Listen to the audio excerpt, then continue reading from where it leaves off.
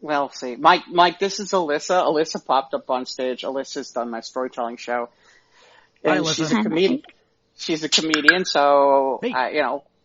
Alyssa, if you want to join us tonight, or obviously for Joe and Leroy at some point, if you want to ask a question or you want to be a part of the conversation, we're more than happy to have you. But Alyssa, since you're here and you're on stage, No, I don't want to say something stupid. You don't have to I worry do about that that. every week. My hand? Yeah, we do that every week, Alyssa. You don't have to worry about that. Okay. I'm serious Right. when we say dumb stuff all the time, so don't even sweat it. We are recording. We are? Okay. See, that's a perfect example of what happens, Alyssa. So, FYI, we are recording, and we appreciate you being a part of the show. So welcome to Squares of the Roundtable podcast. We are recording live on Clubhouse. And what is this about Ivan's phone is dead? Yes. He sent me a text via Julie's phone saying that he's dead. His phone is dead, not him. Ivan is quite well. He's fine. Right. But his phone is very dead. So he said he'll be back in a couple of weeks. Does that mean he's going to get a grown-up phone? Maybe. Why would it take your phone to be... I mean, how does a phone die for a whole day? And don't they come back with, to life with the thing called the charger? No, it's not just... It's dead. It's not more than mostly dead. It's very dead. It's very dead? Okay. So we have with us It's been bricked.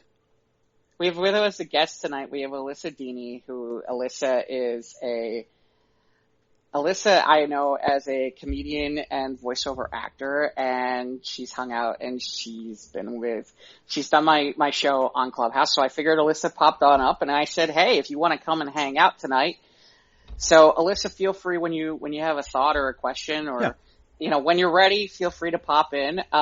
We do have a couple people in the audience tonight. If you're here tonight and you're listening to the show, we'd love that. All you gotta do is raise your hand at some point. So Mike, I guess I'll start with you because we don't have Ivan. What episode are we on, by the way? This is episode 162. 162. Okay, so I was not far off. But yeah. Yeah, you were one off, I think. 161. Yeah, 160 or something like that.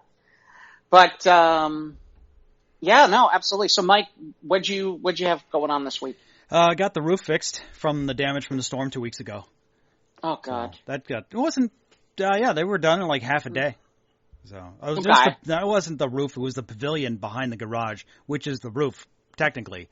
Part of the roof. Is that like a gazebo? No, it's just a pavilion. It's just like an open air patio. The what's it called? It's like I guess it's an open air patio. Yeah. Yeah, but it's not like a house part. It's part of your house. It's connected, but it's not a porch. No, it's in the back. So it's a porch house. Mm-hmm. Yeah. And the contractors were here at like 7 a.m, and they were done by 1. So that's very good. And of course, the insurance paid for it all. Yay! That's why you have homeowners insurance. So that was good news. That was very good. It looks just as new, and they added stuff because we never put in a hurricane brackets. So that way, if a tornado lifts the roof up, like the wind gets underneath, because that has been known to happen in places. Mm-hmm. Especially in, living in Tornado Alley. There's no such thing yet as a tornado-proof house. Nope. The only reason I know that is I'm not any type of geek builder into that sort of, not that builders are geeks. My dad is a builder, and he's a very good one, but he often, I remember in my youth talking about how you would build a tornado-proof house. And he never had to do it, but I've never lived in Kansas or anything, so. Okay. So that was done, so I'm happy with that. That's finished, and looks good and new, better even. Better, stronger, more powerful than ever before. So we're on the good. Watched. I dropped $5 for a month of Paramount Plus, so I watched the first 2 episodes of season 2 of Lower Decks, Star Trek Lower Decks. Yeah? And it's fun. It's just plain fun. Okay. It has comedy and all that. So, and it's not. It was come a long way from the first episode of the first season, where it's a little jarring because it's not your traditional Star Trek show, and people were calling it Rick and Morty in space, which is not right. But it's like I equated it to like as a kid drinking your first beer. It's like it's an acquired taste, definitely. But I'm into it. I like these characters, and it's a fun show. I'm digging it. Well, I think the reason why is my understanding is the head writer for that show came from Rick and Morty, yes. which is why people thought it was going to be be more like that. And it's funny because I haven't watched the show, but John Suntress from Word Balloon is much. I laugh. John's as much of a Trekkie as you are, so I always laugh because I'm always Trek, whatever. But would you say you're more Star Wars than Star Trek? Yeah, I was thinking Star Wars for some reason. I don't know. I'm not a Trekkie or a Star Wars-y fan. But yeah, I've got to learn them fast, or Star Wars at least, because I'm in a show, an improv show in the comedy lounge, doing improv with Star Wars characters. So I might try to revisit again those movies that seem so great and fun. Well, that's cool. I could see, it's funny because, Mike and I this is going to make us sound old, but when we were kids, that's when Star Wars was out, so really in reality to me, I saw Star Wars when I was like 5 or 6 years old. So for me, it was like, wow, so holy cow. Yeah. I'd prefer not to. So yeah. But yeah, like, Lower Decks is good. I'm liking it. I like the voice cast. It's great. Episode 2 had William Riker back because one of the main cast from one of the main characters in the show, he transferred over to Riker's ship for chance said adventure. But seems like the boring stuff that goes on the ship that's on the normally on show. It seems like, it's okay doing the mundane stuff. He had this romanticization about Riker's adventures on the Enterprise, and now he's on the Titan, and he's in the thick of it, and it's freaking him out. So anyway, so it's great. I'm loving it. So I'll at least watch another month or so. Those episodes are dropping weekly now, so. I'm trying to remember if there's anything via Paramount Network that anything I could recommend besides that while you're watching it. You're not a Good Fight fan, or otherwise I would say that Good Fight has been very, very good. I had Paramount Plus for about a month, and you said you watched some of Discovery and Picard, yeah. Well, no, recently I had it because the new episode they once in a while they'll sit there and they'll be like, oh yeah, here's a free month, and I'm like, okay, I'll take this. And it just so happened that the new season for The Good Fight had started, and I think I got through about 5 episodes, and I'm sure they'll do this again, where they'll do another freebie month, and I'll pick this up at some point to be able to watch a whole bunch of things. But The Good Fight's always pretty good, and I'm just trying to think. I know that they've added a lot more programming lately to the Paramount Network. I'm just not sure how much of it's stuff that well, no, it's interesting. Isn't that all that behind the music stuff on there now? Yeah, it was all Viacom. Should be all MTV, VH1 stuff. Right. No, but they're supposedly CBS, Right. They're doing. I know they did what new. Not that this is your demographic, Mike, but I know they did new iCarly, and I know they did some sort of new Road Rules, real world thing. I think is new, and then I guess for some strange reason, rather than put it on VH1 or MTV, they decided to put it on Paramount Plus, which is strange because it's like, why would you put it there? Why wouldn't you put some of this stuff to get? I don't know. Maybe they're doing fine on the ratings on those 2 channels. It's just we're old. I have no idea. But to I have me, no idea what Paramount Plus is. It's CBS's streaming service. Yeah. Okay. So Paramount and CBS and Viacom are all one company, and basically there's a bunch of cable networks that they own too, and they have a streaming service that they have. It's kind of similar to Netflix or Amazon or different ones like that. Sounds advanced and too advanced for me. Like Netflix, I can handle, and like Amazon Prime, I can kind of handle, but I don't know. And then I just can't keep up with everything that I like. Then I get overwhelmed, and then I can't pick, and then I spend more time looking for something than I do watching something for real, and then I don't end up watching anything usually because time has gone by and I wasted it. You know what?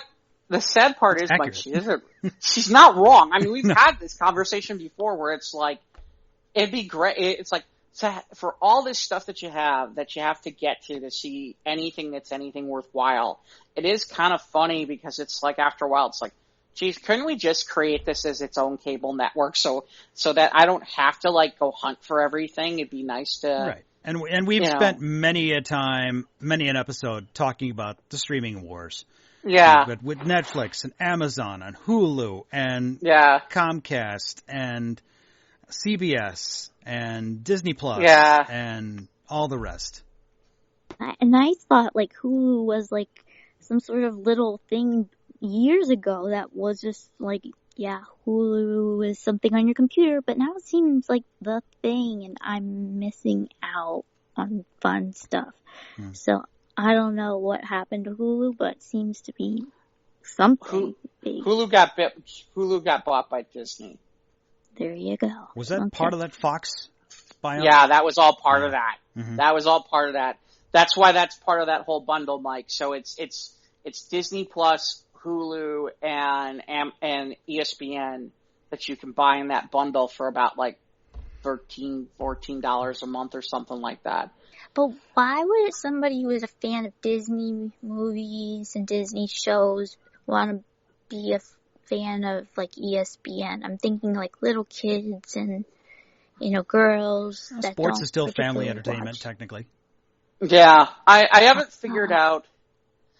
In fairness, Alyssa, I haven't figured out what the reason is on why, if you have basic ESPN and ESPN2 and all the basic cable channels, why you would need ESPN Plus. I haven't figured that one out yet. And I think the answer is some of the sports that I'm not as interested in, like boxing and stuff like that. But I think that's... Oh, you're missing out on boxing. That's the one I know. Would watch.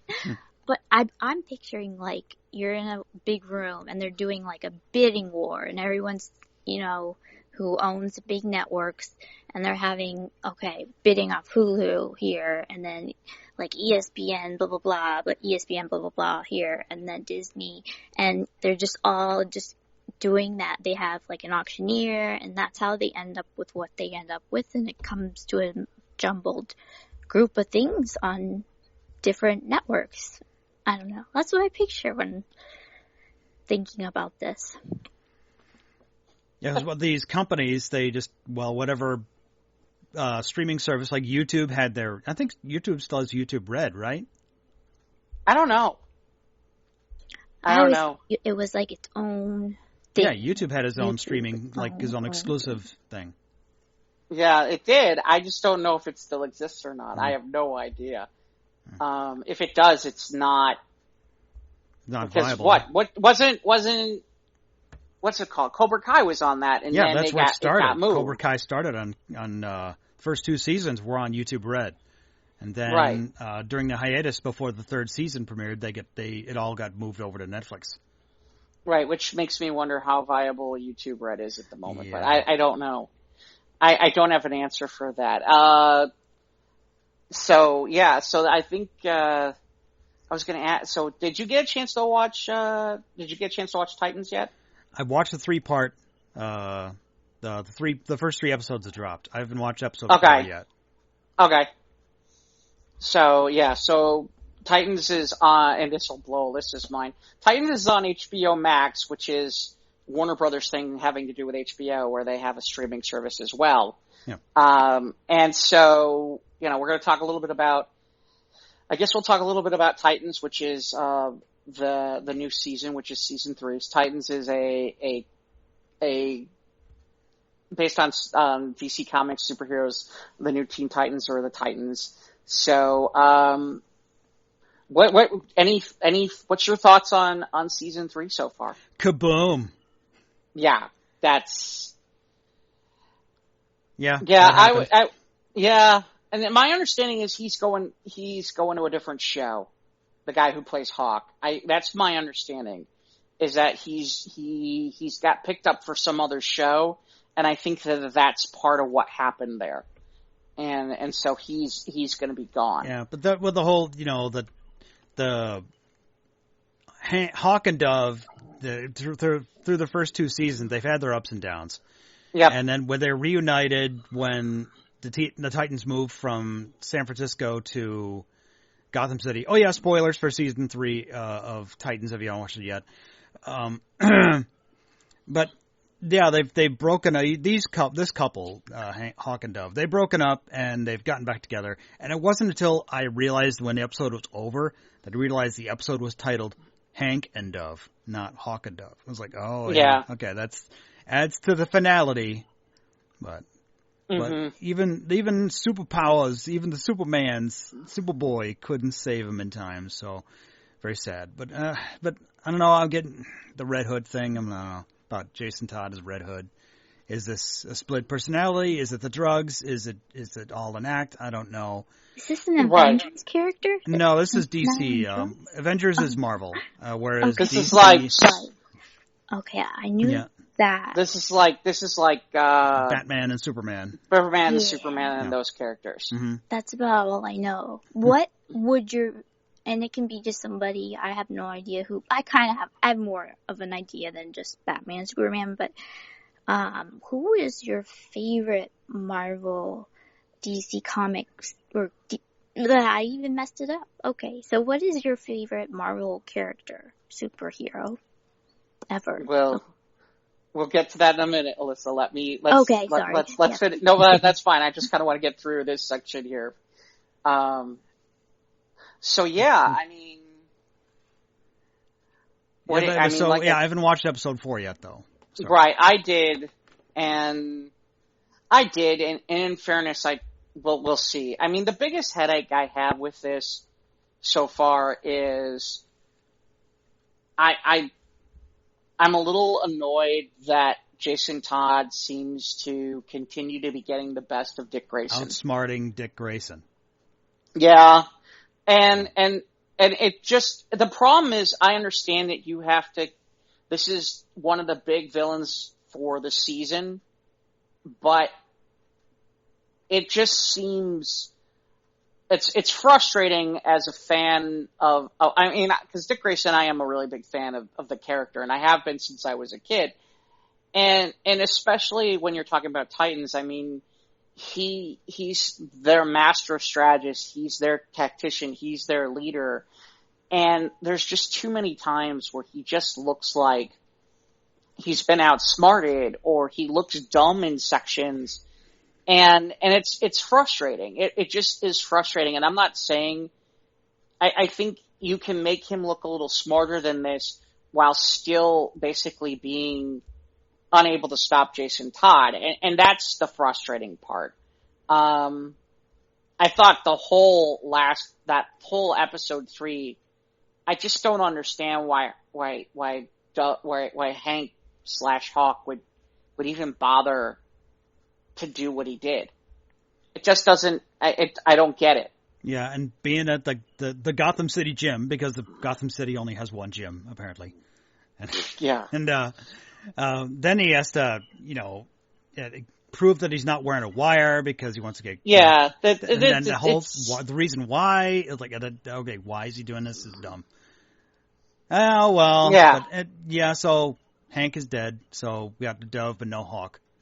Yeah, I thought the most interesting. I will say, I thought what was interesting was to see the Gotham universe that they've created, in which, you've got Barbara Gordon as in more Oracle style Barbara Gordon as the police commissioner, versus, and then to top it off, obviously Batman is gone. So, I mean, to me, I thought some of that was interesting. I liked the conversation where it was Barbara Gordon and Dick Grayson and Bruce having a conversation like that. I thought that was intriguing.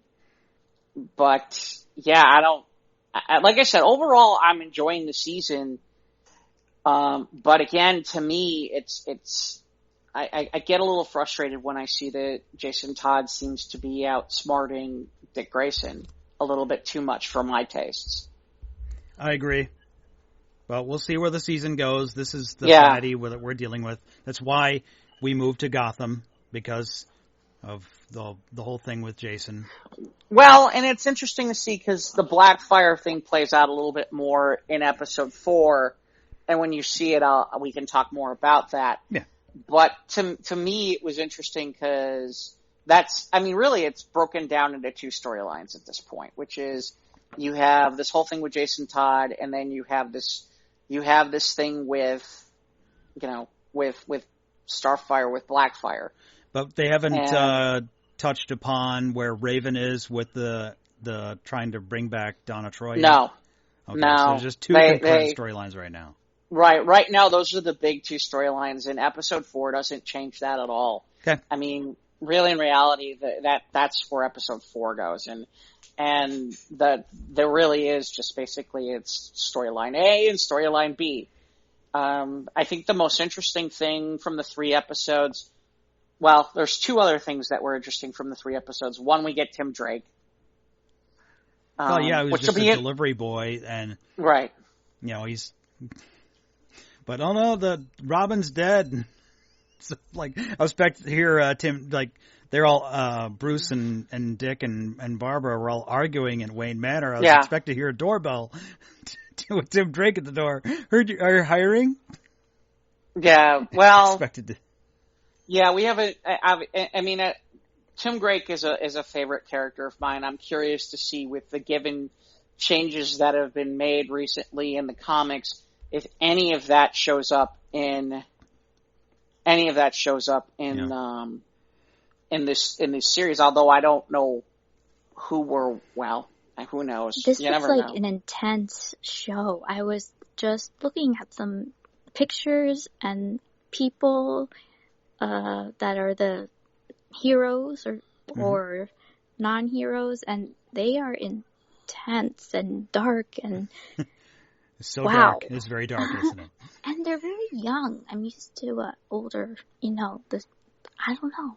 It looks interesting though. Very much so. Very intense. Yeah, well, this is supposed to be a younger set of heroes, to be honest. Yeah. But yeah, they in fairness, in the comics, they're not nearly this dark, but they decided to kind of darken it up a little bit more for TV. So. I like it though. It's almost become a cliche thanks to the Deadpool movie. Yeah, it has kind of become a cliche for the Deadpool movie. But, like I said, I will say season 3 seems to be moving a little bit better than the last 2 seasons. So, we'll cut it some slack for now. Yep. I know Alyssa asked a question. Mike, your favorite Marvel character? My favorite Marvel character, I don't know. Well, as a kid, I always loved Spider-Man, and that probably wouldn't change. But with the MCU, the current blockbuster films, I'm enjoying the arc of Thor the most. Thor. Yeah. That is one I don't know of. Christopher Helmsworth. I'm sure you know him. Yes, he's one of the brothers. There's 2 brothers, Christopher. Yeah. Yes, I do know who that is. That's the big hulking blonde one that every woman drools over. I know the one who was in the movie, the trilogy Expendables. I've seen him in that, and that's about it. I don't know. They didn't appeal to me that much, but I mean, they're very nice looking boys, but. And every boy picks Spider-Man. Why is that? Why? I don't get it. Spider-Man's great. I wish I could shoot net on people and just say, capture them and not let them go. But I don't know. I would pick flight over that, and I don't know. I always had a thing for Batman. I don't know what it is. I guess it's like the dark bad boy kind of thing. I don't know. And I think a lot of girls resonate with that. And I especially love the original one, even the TV show. I don't know how I got to find it when I was, it's very old, but I liked the Michael Keaton ones, and it did like change a bit, but it kept that dark quality to it. I liked. Yeah, I'm sorry, go ahead. Oh, go ahead. Sorry. No. Well, yeah, anyway. As a kid growing up, I liked Spider-Man, and I liked my Batman was the Adam West Batman, the old 60s TV show. That's what I grew up watching. I watched that. I would sit and watch it. I would not miss an episode with my older sister. Yeah. And I was, like 5, 6 years old? I don't know. Yes, it is wonderfully absurd. But I grew up watching those two. But I mean, now as I've gotten older, I like Superman. He's a little bit more like the Boy Scout, the kind of almost boring to a point.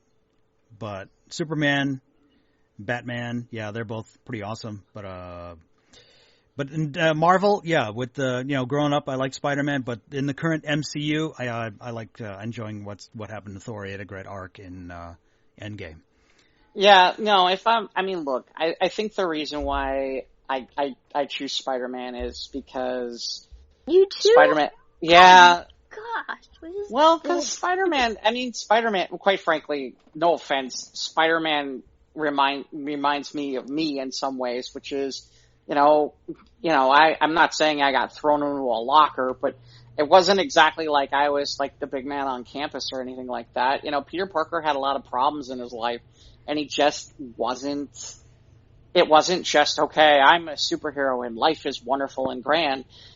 Peter Parker had real life problems, and he's an everyman, and people relate to a guy like that. And he's a misunderstood hero. Yeah. I've heard that so many times. Explanation from guys that when they say, "Oh, who's your favorite superhero?" and they give that same explanation. Wow. Yeah. But if I'm talking MCU, I will say that I definitely enjoy Star-Lord a lot for all the wrong reasons, which is just I just enjoy what he does and how he does it, and it's fun to watch, and it's a blast. So to me, Star-Lord is one of those characters that I could watch all the time and get a good laugh. Is it the character that you like so much, or is it the actor playing it? Because like Star-Lord the comic, I don't relate to that. I don't find him that entertaining. Star-Lord on screen, oh my god, literally coughing, laughing, crying. Yep. Good question. Yeah. So before we do that, Hillary, welcome to the show. Hillary Malik is with us now. Hillary, we are recording for our podcast too, which is Squares the Roundtable podcast. So welcome to the show, and glad that you're here on stage with us here in Clubhouse. So I just wanted to say that before, just to make you aware we are recording live. Yeah, Thank you. I will watch what I say. Sorry. I saw Jeff, and anytime Jeff has a room, I have to be there. I love him so much. Love him, so I had to be there. And then, of course, I saw my kryptonite, Alyssa, who it's like, yep. And Mike, it is very good to meet you. Yeah. No, so Mike and I and our co-host Ivan have been doing the show for about, 3 years? Just over 3 years. 3 years. This is our 161st episode of doing 162. It, so. 162, sorry. That's all right. So, yeah, so like I said, Alyssa popped in, and I was like, yeah, absolutely. Yeah. Love to have you. So, but there's a distinction between the modern iterations and the ones from people might have enjoyed from the books from who knows how many decades ago. So you're right about that. Yeah, well, Star-Lord in the comics is way different than Star-Lord on the screen. Absolutely. Without question, Hillary. I agree with you 110%. And that's why I said if we're talking about MCU iterations, then that's why I made that distinction with Alyssa about my childhood superhero favorites and then my current ones. Yeah. You know, we all grow, we all evolve. Yeah, I guess it needs to change because of the evolution of, you know, of entertainment and what it looks like, TV, you know, and all those network things out there that make them. And I don't understand, but I don't know. Maybe Hillary has more, has seen more of them because, by the way, Mike, what movie would I be looking for to see Thor star or have the most part in? Thor. My dreams, baby. The first Thor movie. That would be a good introduction to him. And Loki. Got it. Oh, great. I want to watch it. But, and to your point, Mike, it's kind of funny because in terms of DC characters, I mean, I think it was interesting because Robin, when I was a kid, was Dick Grayson. And it's interesting because growing up in the 80s, when Dick Grayson was part of the Titans being written by Wolfman and Perez, you know, it was a unique opportunity because the character essentially was aged to become a character that was closer to the early 20s and then turned into Nightwing. So to me, I mean, it was kind of an interesting time because that character basically aged around the same way I did as I grew up. So to me, that's one of the reasons why I'm a big fan of that particular character, more so than I am Batman. But that's just me. Not to mention, you know, Dick seemed to get all the girls, but we won't get into that. So yeah, I mean, I think there's that. So, yeah. Hillary seemed to agree with that. Your what you said about Thor and the character. No, absolutely. Well, Hillary can tell you. I mean, women are just absolutely drooling over Chris Hemsworth, right? Nah. Didn't he do? I mean, he did that workout video for during COVID, and I know like there were women that were just absolutely like using that like their personal porn. I did not know about that. The last workout video I purchased because I thought that the guy on the cover was hot. I'm not kidding y'all. Just go ahead and laugh. Marky Mark and the Funky Bunch. Yeah, now this is not Mark Wahlberg, mind you. This was Marky Mark, and it is hilarious because the sexual harassment he throws down on all the girls who are working out like right in front of him is so cringe. You've never seen this video. Try to find it on YouTube or something. It is so funny. An ex-boyfriend in high school had it and left it at my house because he thought I would be interested in watching him work out to it. Yeah, ex-boyfriend. Very, very nice. But yeah, so that's the last workout video I bought for... You don't even have to buy this though, Hillary. He was doing them for free online during the pandemic. During the lockdown, I think during the lockdown. Yeah. It was like every woman I knew was like using that as like their personal porn. Like at least any like woman in their like 40s was like, okay, free. Like, yeah, sure, you're really going to do the workout. Right. But throw in some Jason Momoa with that, and maybe I'll come subscribe. Yeah, those two, maybe a little Ryan Reynolds too, because he looks pretty damn buff these days. Mm-hmm. I heard of that Momoa. I think we throw in those three. So we got Deadpool, Aquaman, and Thor. And I'll tell you what, afterwards, I'll be Thor. I'll be so And Thor. After Endgame, I saw Chris Pratt lost a lot of weight. He got pretty jacked. Oh, he's cute. I mean, when he's not, like, overly disgusting and playing chubby, fat, like, drunk, like, with, you know, I just picture him from the show, what's the show that... Community. Is that what it was from? I think so. Yeah, he was pretty paunchy back then, before he got the role of Star-Lord. Oh, Parks and Rec. That was it. Oh, was it Parks and Rec? My bad. It's totally the ooh kind of the gif that everyone knows, where they zoom in on his face, where he's making the kind of. Right. Yeah, he was pretty. It was before he got the role of Star-Lord, so before he started working out. Yeah. Yeah. Yeah. He boy, that guy went through some serious body transformation. Yeah, he did. On that, although I'm not sure who you would say had a bigger body transformation, him or Chris Evans. Because if you see Chris Evans before Captain America... Yeah, like when he was the Human Torch in those awful Fantastic Four movies. Or in Losers, where he's like just like a scrawny little shit. He really was Skinny Steve. Yeah, he really. Look this up because I got to see this. I'm a go back even further. Go back to Not Another Teen Movie. Not Another Teen Movie? Yeah, he's in that too. I forgot about that. That was like my favorite '90s like epilogue. That's the movie. You want to know what I went through in the '90s? Bam, boom. This was they came out I think my senior year. I freaking love that. I love that movie so much, and I love him in it. And then later on, he becomes a superhero. I'm like, I kind of feel like you sold me out there, buddy. You're supposed to stay with us over in Freaks and Geeks Land. Screw you. Yeah. No, if anything, if anything, Mike, I would say, if anything, Hillary, I would say the movie that really personifies my life from the 90s was probably American Pie. But that's yes, high five in every direction, yes. Yeah. I mean, so this is the part where I admit things I shouldn't admit. But yeah, there were plenty of days where literally it was like, I think where it's like I pulled up the Playboy channel and I'm just praying I see a boob. I don't know about all the static and the movement. The scrambles. Yeah, seriously. Mm-hmm. I don't know about the sock. The sock wasn't a thing for me, but no. No. Yeah, no. Me neither. No. So anyway, who am I comparing?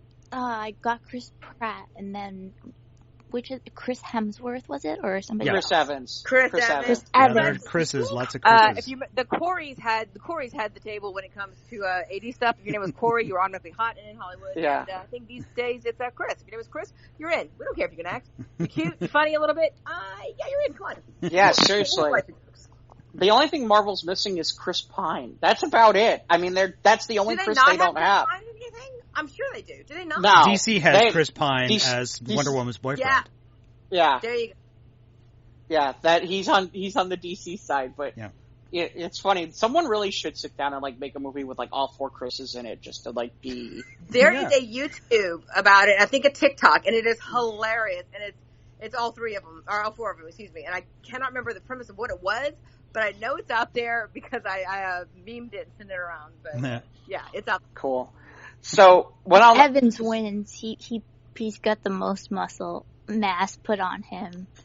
Chris is just like it looks like he did. I'm been a personal trainer, on this side for since 2012 I got it, but I was into it like bodybuilding, like for small, like the bikini stuff, girl thing, in the past. So when I look at their figures, I see like a quick, we call them like the beach boy workout at the gym, where they go and they just do the biceps and the bench press, and then he really hit his abs hard, but you could still see the layer of fat. And then Chris Evans, I would say, put on a lot more work.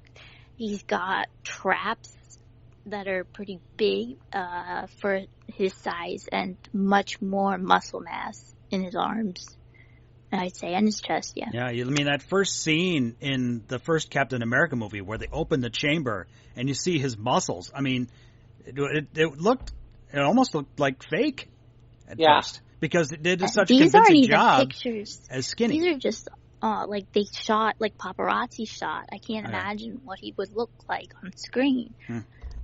You can find those. Well, fortunately, they made movies, and you can watch them. We had this discussion earlier.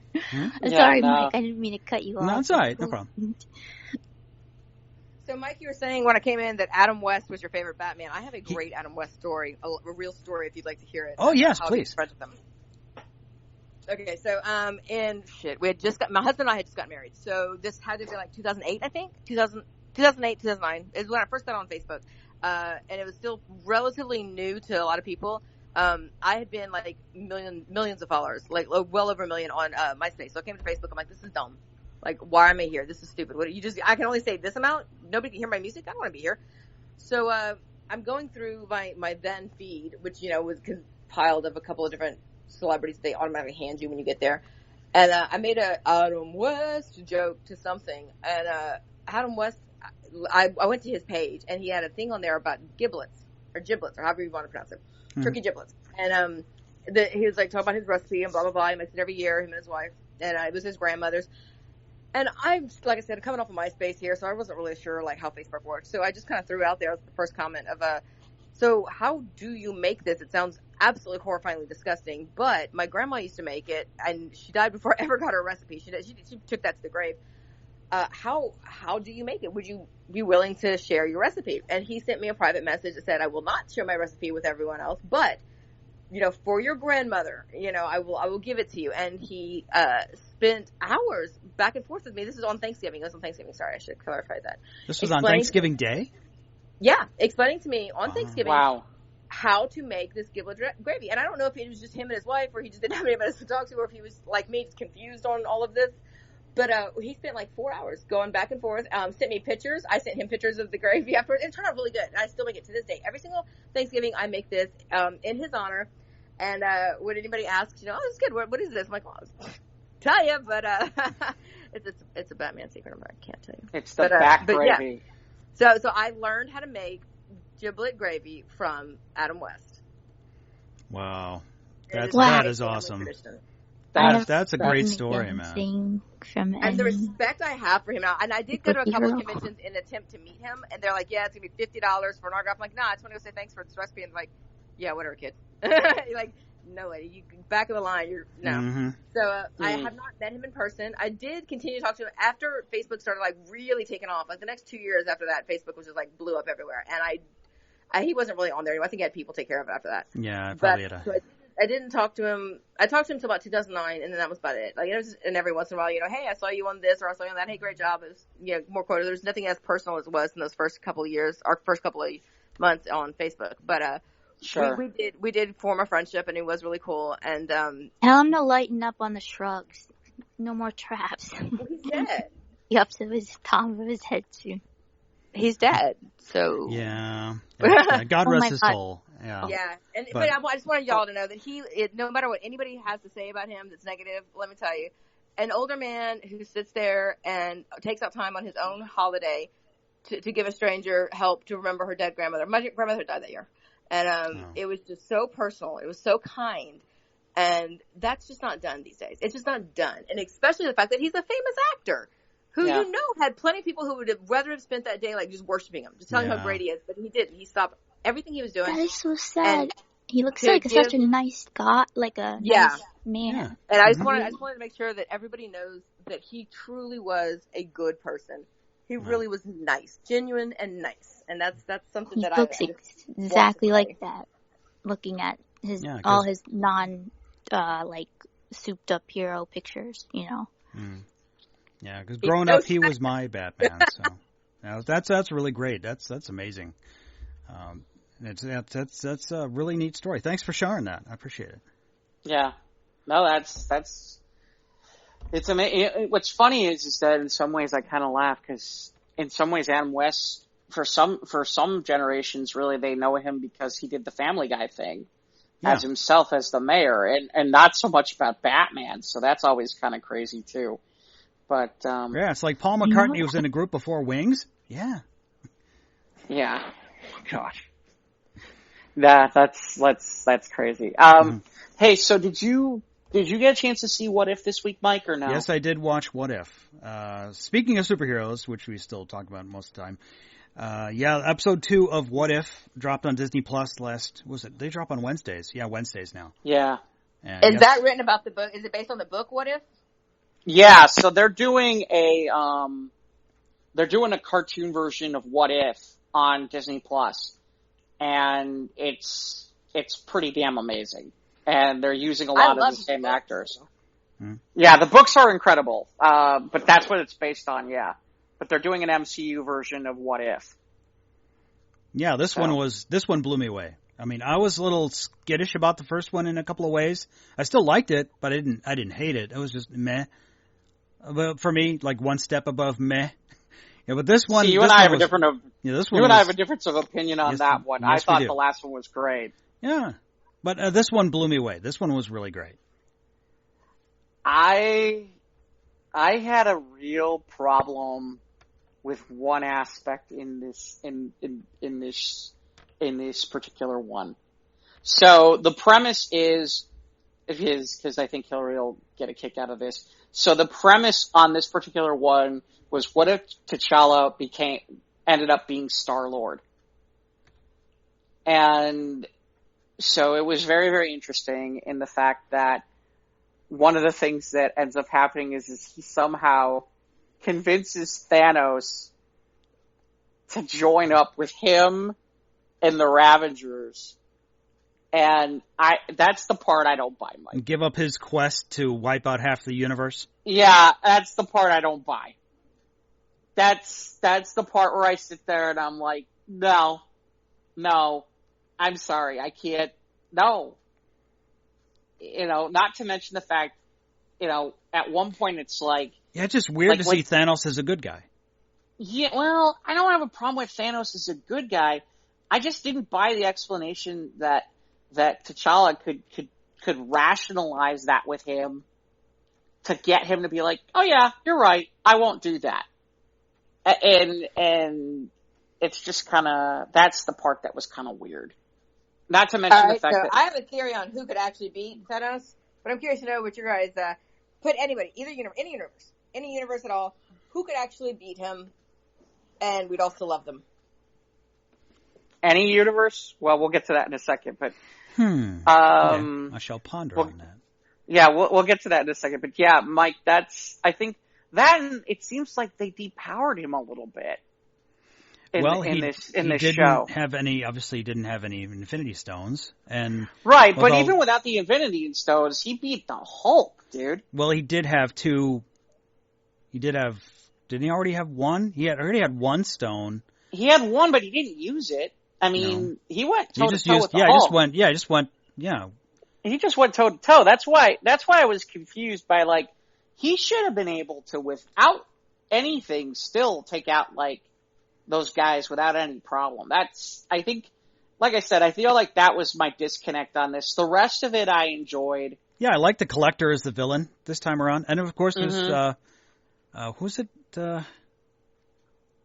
It wasn't Jeff Goldblum, I will tell you that. No, that's the Grand Master from... Oh, is that what it was? But no, it was it? It wasn't Benicio del Toro. Yeah, was it? And what a great performance from Jeff Goldblum, let me just say. That was, I had to look, I was like, wait, I hear his voice. Is that from him? Ragnarok, yeah. He's in it? He does voiceover in this?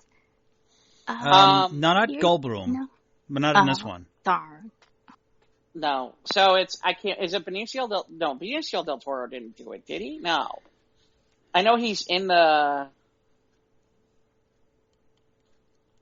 I know he was originally the Collector, but not in this one, was he? Mike? The Collector from the MCU is, he was from both of the both the Guardians of the Galaxy movies. Right. But his, I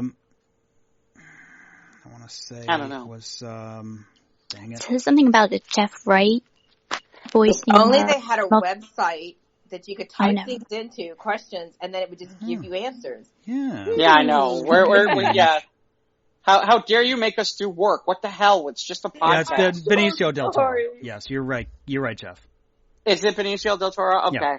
I wasn't sure if he did the voice, if he did it for that too. But... He was, yeah. And we got a couple of those. Kieran Gillian was Nebula again. Yep. And, of course, this was Chadwick Boseman's final performance as T'Challa. Right. This is the last. Michael Rooker was back as Yondu. Sean Gunn was back as the dopey sidekick Kraglin. Yep. And I don't know if they got the other guy who was Taserface. I don't know if they got his actual voice actor. Well, it's funny because they didn't have Dave Bautista for Drax. No, they didn't have Drax. Yeah, they didn't have Dave because he was tending bar. Yeah. And I think that's the other thing that kind of Wait, what? In this What If story, yeah, they're planning a heist against the Collector, and they're on. Was it that space station called Nowhere from the first Guardians movie? And Drax was a bartender there. Right. So it's Yondu, T'Challa, Thanos, and Nebula basically teaming up to like go steal. I can't remember what they were stealing. The Genesis Seeds of Genesis or something like that. Yeah, something like that. Yeah. The hearts of millions. Yeah. We've got a lot of people in here. I don't see the Del Toro anywhere. Though.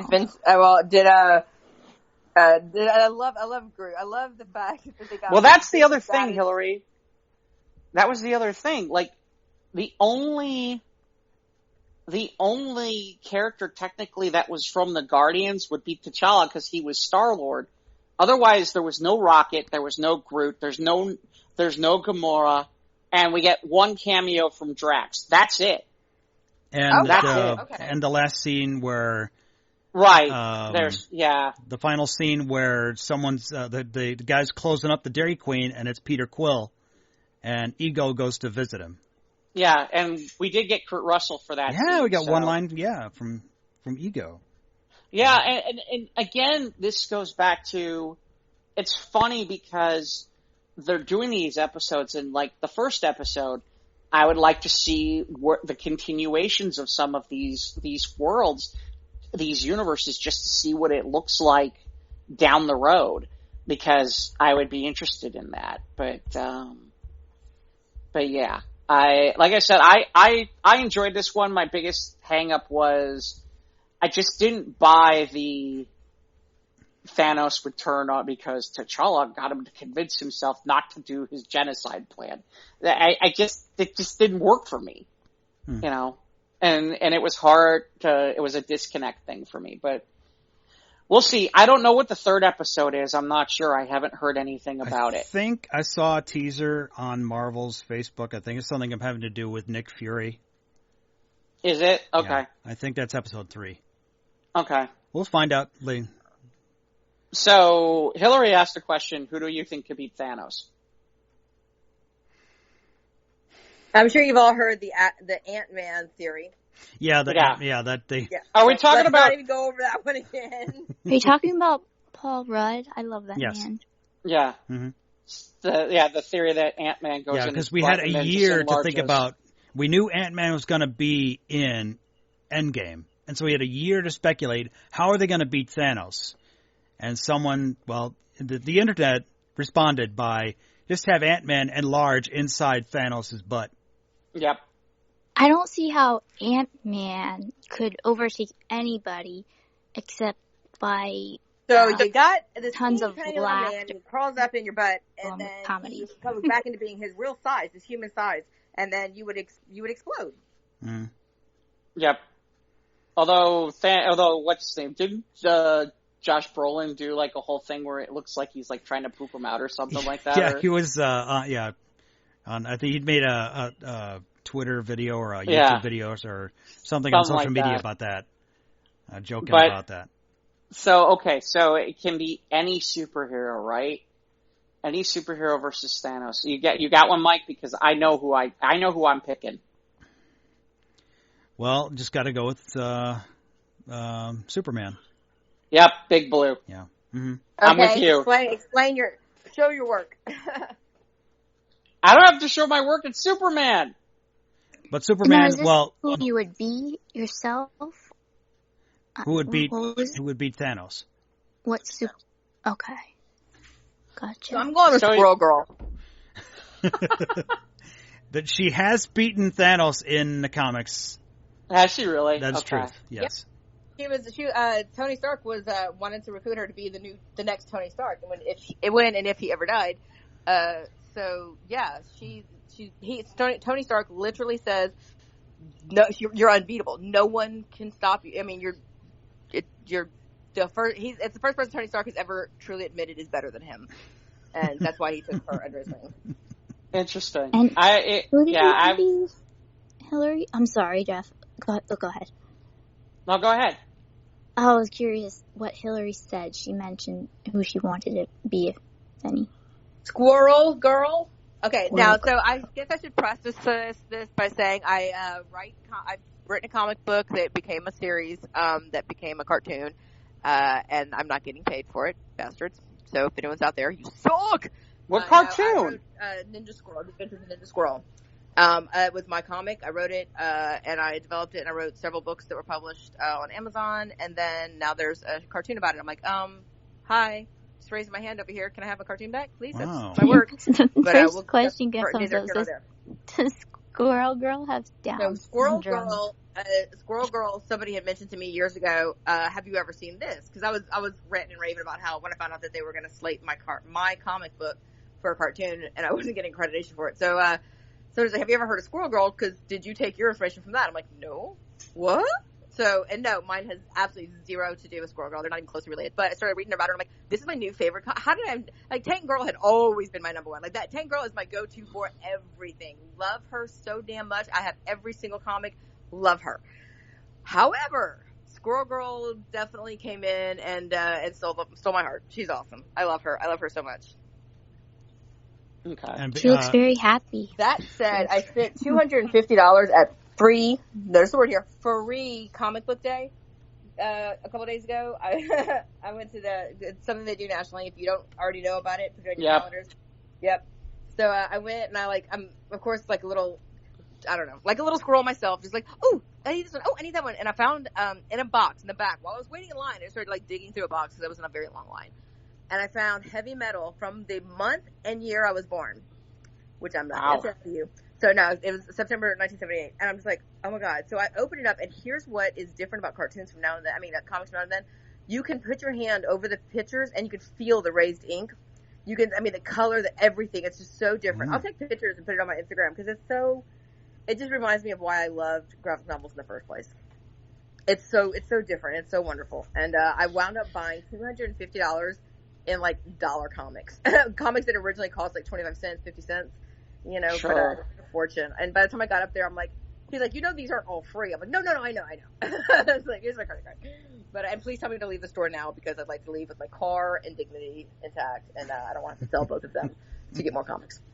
So I am a very, very avid comic collector. I have stupidly an enormous collection of them. If you've ever seen Mallrats, I am the female Brody. And okay. Okay. Cool. Yeah, up until a few years ago, God, my parents finally had to move, my mom had to finally move out of the house. I ended up I just didn't have a place for it, but I had pretty much every comic I ever owned since I was 5. And so, literally, that's like thousands. And I had stuff where... How many did you ever crack the cover on, honestly? Actually read? Yeah. All of them. Wait, you touch it? Don't boys read them all that are into that? Like all of them. If anything, that was my biggest headache was I didn't board and bagged, and I had some amazing stuff. Like, I had the, and the problem was the cover was bad, but I had the Superman versus Muhammad Ali, the big size one. I had one of those. I'm going to make you drool right now, and I'll PTR it in a minute, but I have the Action Comics 1935 Superman. Do you really? Wow. I do. The one with him lifting the beetle, the car. Nice. Mm-hmm. Wow. Yeah. Guys can trade or something. No, you know what? I gotta be honest. In some ways, I'm glad I'm not collecting right now, but one of these days I'll get back to it. There's certain things I kept, mostly my graphic novels. I think the ones I kept the Titans stuff, and then I kept, cause I know this graphic novel is rare. I kept the one where they did the Cosmic Spidey stuff. That one's real rare. Cause I know that has not been in print anywhere. But, the one where basically Spider-Man gets like, Captain Universe powers. Yeah, well, I'm more of a toy guy, but I know people who've said things saying like the Gold Age and Silver Age stuff, prices just going up and up and up with that older stuff.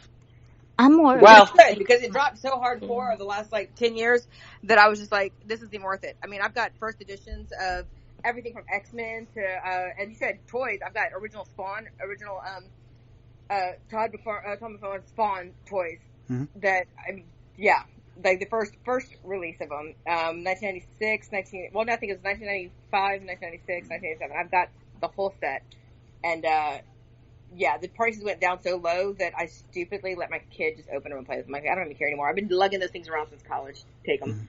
It's not worth it. They're worth less than when I bought them. And then now you're right. Everything's gone up, and I'm like, I suck at this game. Did you ever find something that was you had or still have, but you lost the box to it, or some pieces, and you found out it's worth tons of money? Oh yeah. I collected something called the Littlest Pet Shop. It's a thing where you'd go and buy Toys R Us would have it, and you'd look at what they'd have, maybe like some silly like igloo like scenery with polar bears and little characters of the North Pole, and just things like that, like a dog shop. I have a ton of them because I love miniature stuff. I know. Do you know how they were? Oh my gosh. Like my mom told me what she found out they were worth, and she said, I just got rid of them. And I was like, oh my gosh.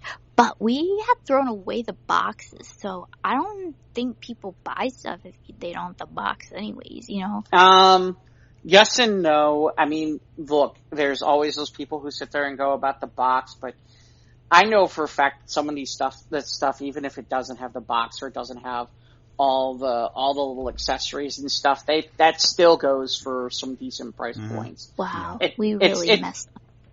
Well, and in fairness, I'm with you. Like when I had all that stuff, I just didn't have enough time to sit down and like put it all one-on-one on eBay and do it that way. Otherwise, I probably could have made a lot more. Yep. I just didn't have the wherewithal at the time to do it. Is a thing too, like keeping it in storage would take, Yeah. Oh my goodness, along with the Barbies galore. No keeping boxes there. I mean, the collector. So I made the biggest score, and you're going to be so pissed off for saying this, Alyssa. I made the biggest score of my lifetime at a thrift store right by my house. It's called Family Thrift. They're a national chain. So knowing what you're looking at is very important. I resell. I have a boutique. I have a vintage boutique, and the Beanie Babies with the different mistakes on them are worth probably not that much if you buy it at Goodwill because they were so mass produced. However, there is one which I've actually been in Cosmo magazine for, and it's right now it's up on eBay for $30,000. Holy crap! And what is my little sister? Way marked down. It is the Valentino bear with 11 errors on it. What and bear? I bought it in a grab bag at thrift for $1.50 with 3 other first edition 1993 Beanie Babies for $1. So they have flaws in them. Is that what you said? Yes. This one has on the tag on the butt. Okay. Here's the biggest one you should look for. If you ever see a Beanie Baby that has no writing on it. It looks clean. There's no creases in the little heart tag stapled to the ear. You know, with the little poem and stuff in it. Right. Yeah. Look at their butt. Okay, and on their butt tag or on the heart, it'll say Surface instead of surface wash. SURFACE or SUF. There's no R. So look for the one that says Surface, and if you see it, grab it. It's money. That is guaranteed to not be the only mistake on there. Anytime you find any of those, grab it quickly. If you buy it at Goodwill, they usually write on the tag. They write the Roman numeral price. Yeah. Don't get it from there because now it's worthless. Those are only worth something if they're. Yeah, so look for them. Go to Goodwill. Look through your boxes in your mom's attic or whatever. But go look through them because the money I made off of my. Yeah, I made it $20. I didn't have Beanie Babies. I made a $20 investment and I got a $152 return on it. So worth it. Nice. Wow. Yeah, the toy aspect's the stuff that I never. Well, Mike's big on that, but it's more Transformers related. So. Right. But yeah, no, absolutely. But I mean, going back to our conversation about comics, yeah, that's another aspect of the pop culture that's happening now is that all the people who are watching the MCU films now are curious about the adventures of Captain America in the 60s and 70s and Gold and Silver Age stuff. Yeah. That's going up in value because people are now that especially like Falcon Winter Soldier had just referenced Isaiah. Yeah. Who was a character from, an earlier Captain America comics. Right. No, I think that was a specific graphic novel, Okay. but I can't remember. When we're getting these deep cuts in the MCU now, where people want to find out the origins of these stories and these characters. Yeah, there's stuff where it's funny. John was telling me, John Suntress, who does the Word Balloon podcast, was telling me about where, like, there's certain things where sometimes something happens and suddenly, like, it could be something small and then, like, suddenly one of these comics, like, goes for, like, a small fortune as a result. Or there's a change in the cost of some of these collectibles, which is nuts. How? So. That's weird. How can they, like, I don't know. Because people are fickle, especially when it comes to our money and our interests. We are so ADD as a culture, as a generation. We are the most ADD people as far as our interests go. We love something today, but tomorrow we never want to see it again or hear from it again. We're sick of it, especially if we oversaturate ourselves with it. There is a little gem store I know where you could find lots of these treasures you're talking about, comic book things. I'm talking, not Barbies or the things we were talking about. There's one in every city, girl. That's the thing. It's been a buyer's market the last couple of years. It really has. You could scoop things up as cheap as like I did, as I'm sure Mike did. It was a buyer's market, and hopefully that will change. And I'm glad you guys said it's starting to go up. Maybe it'll be a seller's market soon enough, and we can all be rich. And I will invite you all to come live in my pool house. Well, this sounds like a plan. Yeah, man. But I have a quick question. So, do you guys think that that it is are wanting to go back to the origins and whatnot? Is this a generational thing that is us having seen the limits of what we feel our superheroes can do, and therefore we're kind of lost interest? We've become very almost like we don't care. Like, I mean, there's only so much that you can do in Smallville. There's only so much that you can do in Metropolis. We've reached the peaks of what we think our superheroes can do, and the next level is we kill them all off. So instead of doing that, do you think that it is our need to still be involved in their lives that we're going back for these origin stories, or do you think this is a newer generational thing where they like to go in order? They want to know the beginning, then in just the development of the character through the years. What are your opinions on that? And Jeff, you want to go first? Sure. It's kind of interesting you were talking about that. The most interesting thing to me is when Disney and Sony got together and started the Tom Holland Spider-Mans, it's the first time where we didn't go all the way back to an origin story. And to me, I think that was a good thing. And because look, let's be honest, there have been enough Spider-Man movies in the last 20 years where we don't need it. Yeah. And I think there's certain characters where I'm not sure you need to do the origin story anymore.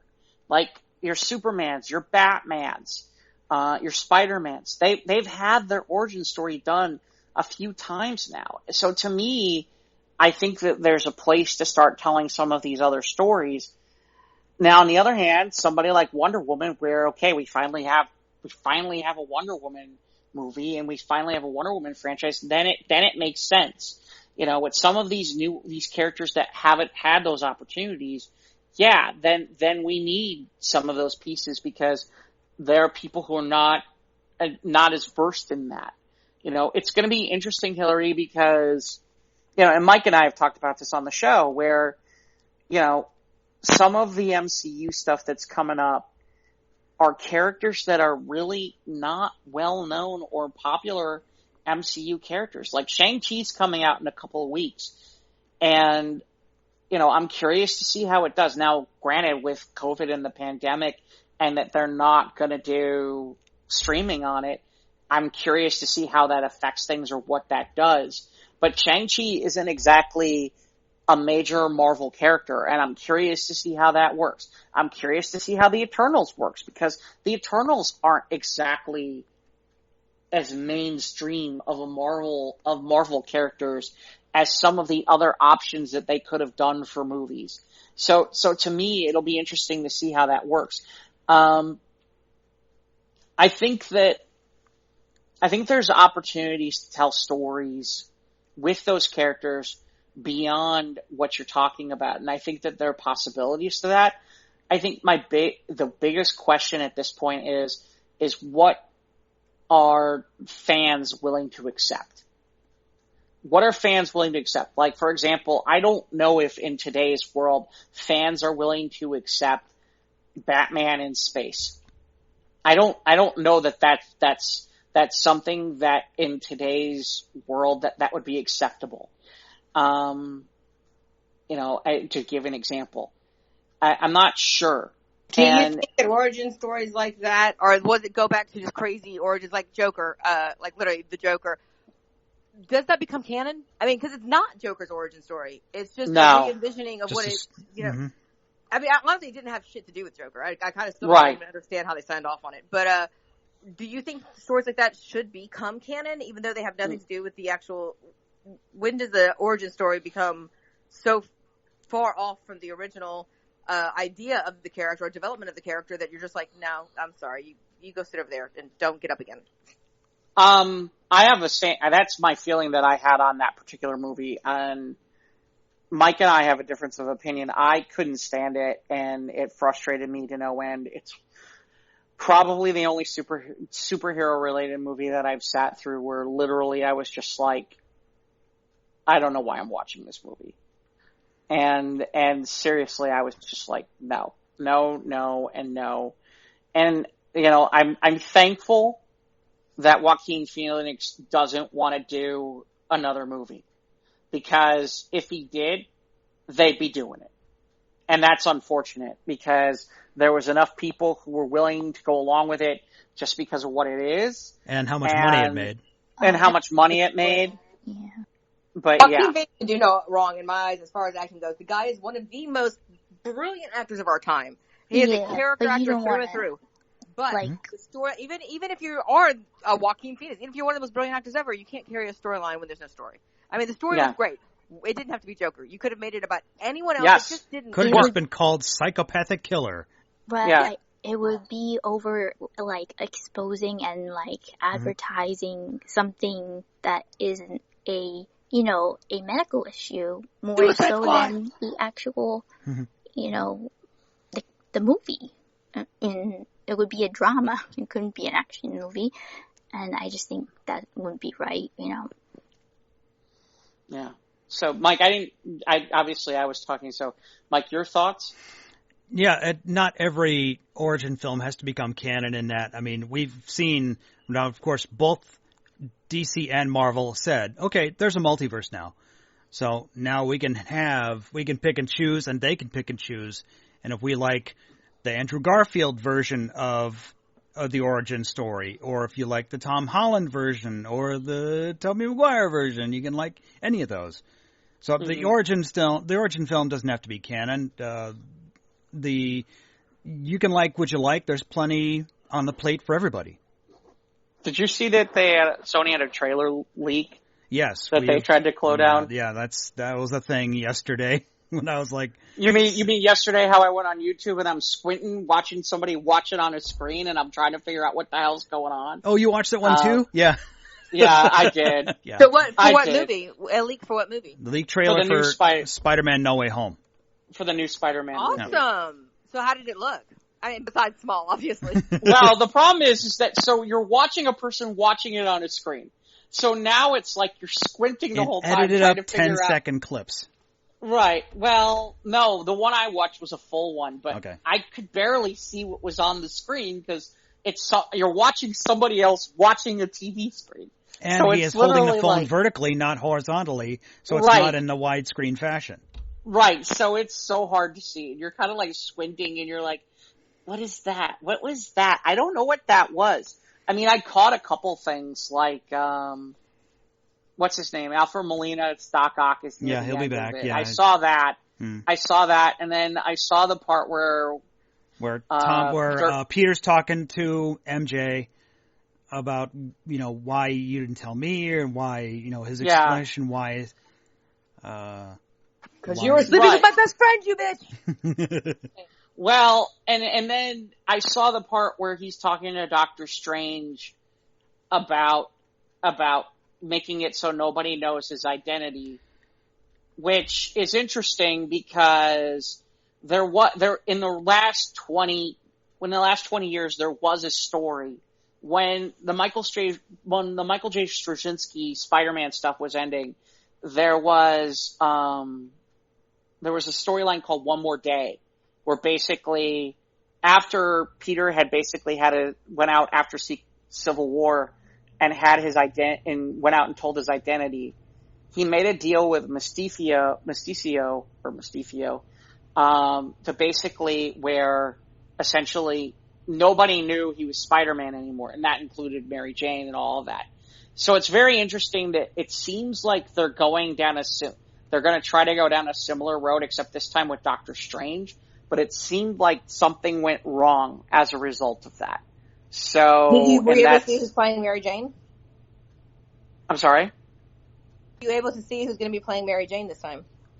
It'll be Zendaya, yeah, who was in well, the first two. But here's the rumors too are that Kristen Dunst is going to be in this thing too. Mary Jane Watson. Oh, okay. Right. So there's rumors that she makes an appearance too. I mean, there's rumors like all three of them are in it. I mean, that's one of the reasons why Sony's supposedly locking this thing down, because it's like they don't want to give anything away. But there's supposedly, I guess there's CinemaCon coming up in the next couple days, so there's rumors that this trailer isn't this trailer going to be in theaters with Shang-Chi? I don't think so. Next week? I don't think so. I don't know, because again, keep in mind Sony's in charge of this. The trailer drops and all the marketing. That's right. So, yeah. So it's not them. By the way, Hillary, actually it was funny, you were talking about Iron Man, and so I guess Riri Williams is going to be in the Black Panther Wakanda Forever movie. They're going to introduce her there. Mike, that's what I saw the other day. Cool. So. Yes, Ironheart, yes. Yeah, so that's going to get introduced earlier, but it'll be interesting to see. And then, I'm trying to think of other things. So, by the way, you'll get a kick out of this. So, apparently when I had to get my phone replaced from my iPhone replaced, Apple decided that, hey, we're going to gift you a 1 year free membership for Apple TV. So I got a chance to check out Ted Lasso. And okay, what's that about? I don't know what that is. Yeah. So Ted Lasso, the best way to put Ted Lasso is that, so basically it's a guy who is like a Division II football coach who comes over to England and basically is coaching a soccer team because the woman wanted the soccer team to fail initially. The best way to put it is it's kind of like a major league kind of thing, except with soccer. And it's Jason Sudeikis is the lead on this. And it's funny. I mean, the name sounds familiar. What else was he in? Oh God, he's been in a bunch of stuff. And I can't remember off the top of my head, but it's been nominated for an Emmy this year. He was in Saturday Night Live for a while. Right, I think so, that too. Okay, no, I know exactly what you mean now. Okay, great, thank you. So familiar. So it's half hours, and it's funny. I mean, the only thing I can say is, it's funny. But you and I have talked about before. I think Hank Azaria did a better job with Brockmire. It was a little bit more raunchy. Whereas this is not nearly as raunchy, but it is funny and it's worthwhile. And then I've been catching episodes of The Morning Show with Reese Witherspoon and Steve Carell and Jennifer Aniston. And that's been solid too. So, like I said, I figured I'd mention that. And then I saw the strangest movie I've ever seen in my life. It's on Amazon Prime. It's called The Net. Have you guys heard of this thing at all? Like the one with back in the day? Yeah. No. This is like a new thing. So it's a new movie, and the lead on it is Adam Driver. Okay, and, right there, that's all you had to say because I fucking love him. I hated him as Kylo Ren. Love him in literally everything else he's done. He's kind of naked a good amount of the time too. Believe better, and he's low key funny as fuck. His subtlety, the way he drops lines, are so funny, and they go over the heads of so much. So this movie is really strange, and when I say it's strange, the reason it's strange is the best way I can describe it. It's kind of like, first of all, it's a musical. It's like a rock opera. Oh, musical, no, I did see this. I didn't know it was an image, but I did see this last night. I saw the preview for that. Yes, and it wasn't, okay, it was written originally, it was not supposed to be on stage. I mean, it wasn't supposed to be a movie at all originally. It was written for the background singer, those guys, what are their names? I have to look it back up. The guys that wrote and directed it. It was just supposed to be one of their little bits. It was never supposed to be a movie. And the soundtrack to it is amazing. I was watching most of it last night. It's the creepiest, it's the strangest, creepiest movie I've ever seen. As I'm sitting there watching it the whole time, I'm like, why am I watching this? And yet I can't stop watching it. And I'm like, what is this? And by the time it was done, by the end, I'm literally sitting there going, what the fuck did I just watch? I'm not kidding. I mean, and the funny part is Driver is spectacular in it. If he doesn't get an Oscar nomination for this, it's a mistake because he's great in it. But it's the weirdest thing I've ever seen, and I don't know how to describe it. I don't know how to explain it. Well, the cool thing is, if you look at his... Oh, I'm sorry, Alyssa. I'm sorry, baby. What were you saying? I'm sorry. Like, was it dark, psychological? Like, yes. Not knowing because there's something wrong with the people? Like, I don't know. It's just... Well, there's that too, but I mean, it's just... And so everything... It's kind of got a little bit of a Phantom of the Opera feel to it, but it's not Phantom of the Opera. I love figuring people out. It's not Phantom of the Opera, and then it's kind of got that feel to it, but it's a little more rock. It's a little bit more rock opera to it, and it's just, I don't know, it's just really strange, and it just continues to get weirder and weirder as time goes on throughout the entire movie. And then, so the character that the movie is based on is the little girl, and for most of the movie, the little girl who's the daughter is actually a puppet, but she's supposed to be like a real girl, and it's just, I swear to God, this is the strangest thing I've ever seen in terms of a movie. I want to find out about this. When I got done, I literally was like, I don't know what the fuck I just watched. And I'm sorry, and here's the best part, Mike, you'll get a kick out of this. One of the main characters in this movie is fucking Wolowitz from Big Bang Theory. Oh yeah, which one of those? It's one of the four. Yeah, the one who hired I don't know. I know which one you're talking about. Yeah. Yeah, okay. the one who's got the Jewish mom. Mm-hmm. Right. Yeah, he's in this, and it's funny because he's got his hair changed and everything, and he like plays this conductor guy, and I guess I read something where he had to like learn how to become a conductor and everything, but he's in this thing too. And amazing. The movie's called Annette. Yeah, and it's on Amazon right now. It is just. Well, it's on Amazon Prime. So he's What's the name of what it I got from again? the making of it, He's a comedian that kind of had a Cosby moment. He's a comedian that I don't know. They didn't show the whole story. Obviously, it was just the making of. But he falls in love with this girl who's this dancer and singer and absolutely wonderful and perfect. However, he gets accused of violence. He's like a Lewis Black type comedian. He's very, very dark, very cynical. And he falls for this girl, and they're all happy and in love. But then he gets accused of several counts of violence against women.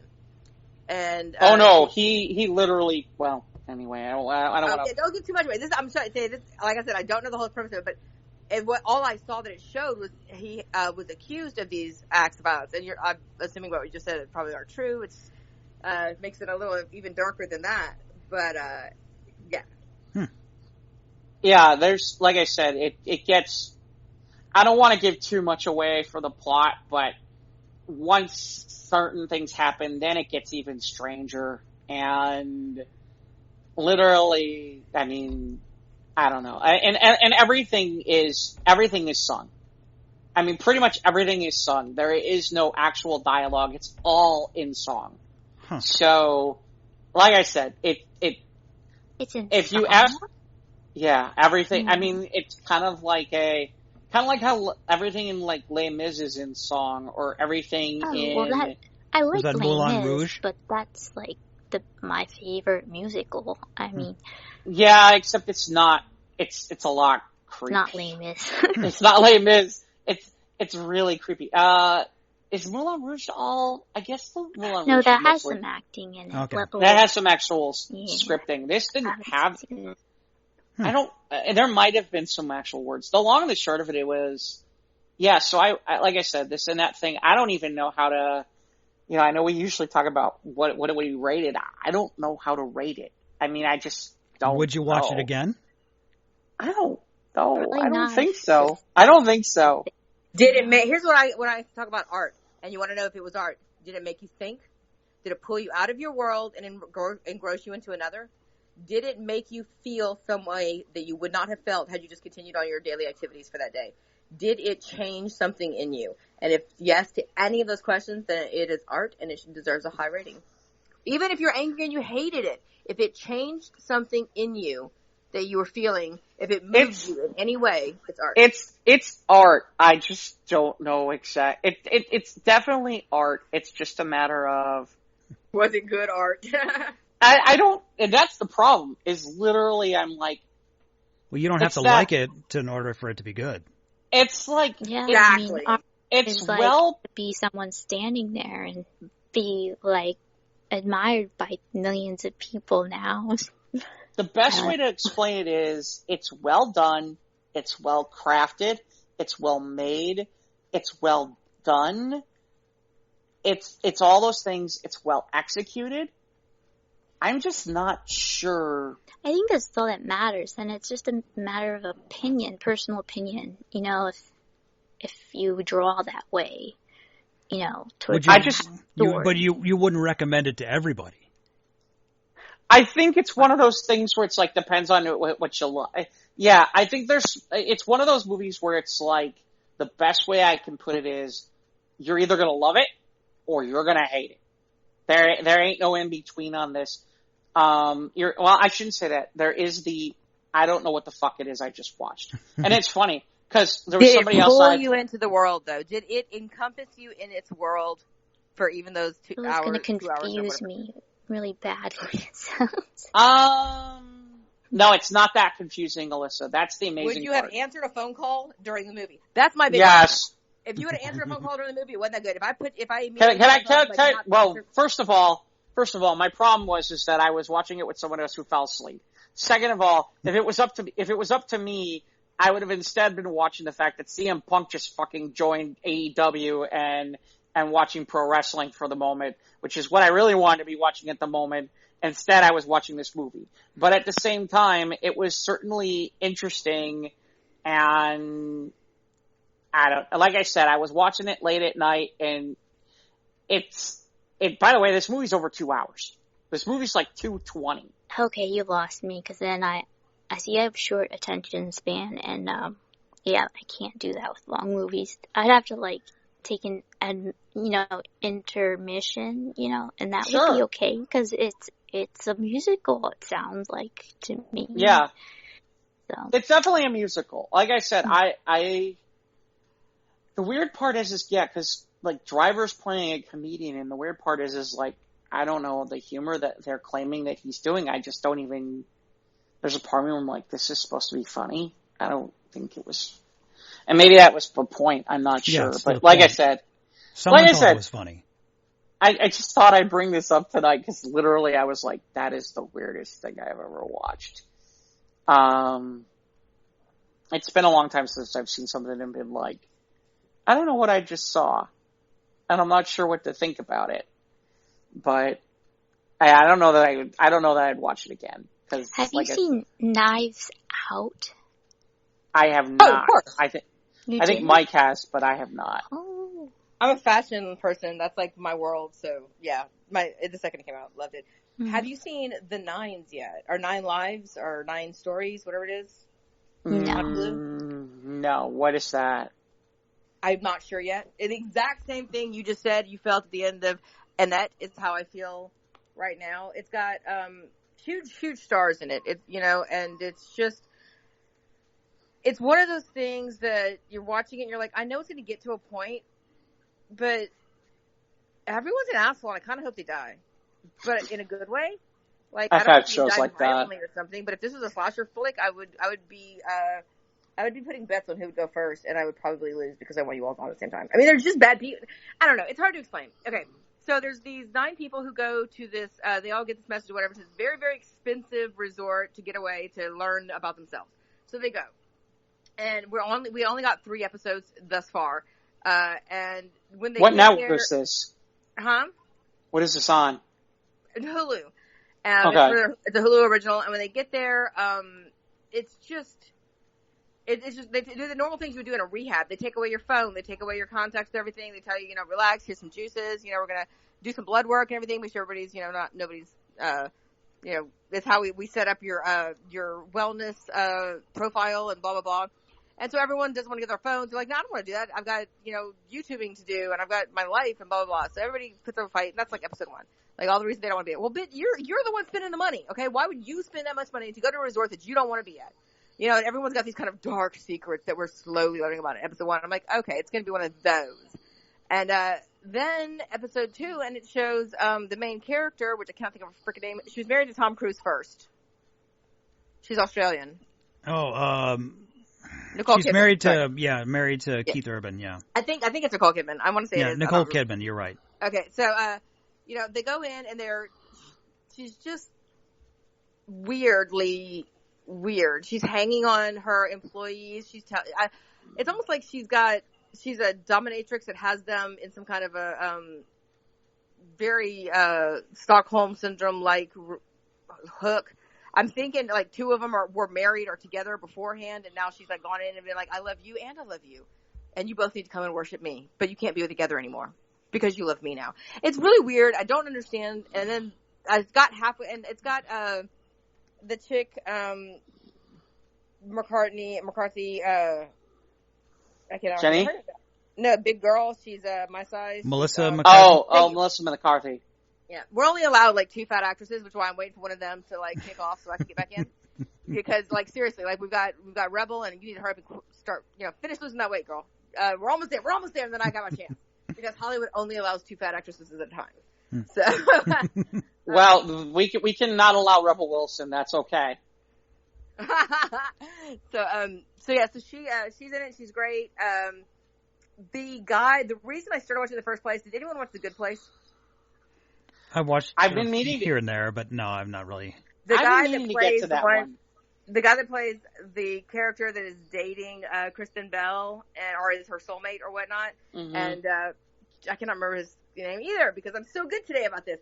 But he's in it, okay, and I loved him. I loved him so much in that. And he's the guy that's always like super, super nervous about everything and overthinks every possible situation and whatnot in The Good Place. So he's in it. I started watching it for him, but I don't know if I'm going to watch episode 4. I just don't know. It's too like Black Mirror without Black Mirror. At least wraps everything up each episode. Like you get your conclusion, and this is just too much like pulling teeth or pulling your own teeth. I guess you could say it's just too much. I don't know. It's way too much. That's why I was curious to know what anyone thought about 9 Perfect Strangers is it's on. Thank you, Hulu. Ding. Yeah. You can stay. I love you, Mike. Here, let me scoot over a little bit. Have a seat. You're good. Oh, well, thank you. Oh wait, I forgot it was your thing. My bad. Okay. It's okay. Right. I probably won't get to it because I don't have Hulu yet, but one of these days I'll get around to Hulu. I have Hulu waiting for season 3 of The Orville. So. Okay.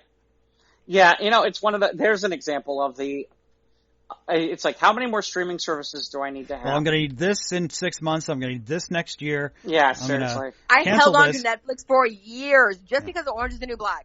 And the day I watched the last episode, I canceled it. And it was stupid. I could have canceled it for those, 9 months of nothingness. But I didn't. Mm-hmm. I didn't. Because I'm so freaking lazy, and I don't like to quit things. Have you seen Cobra Kai or no? What is it?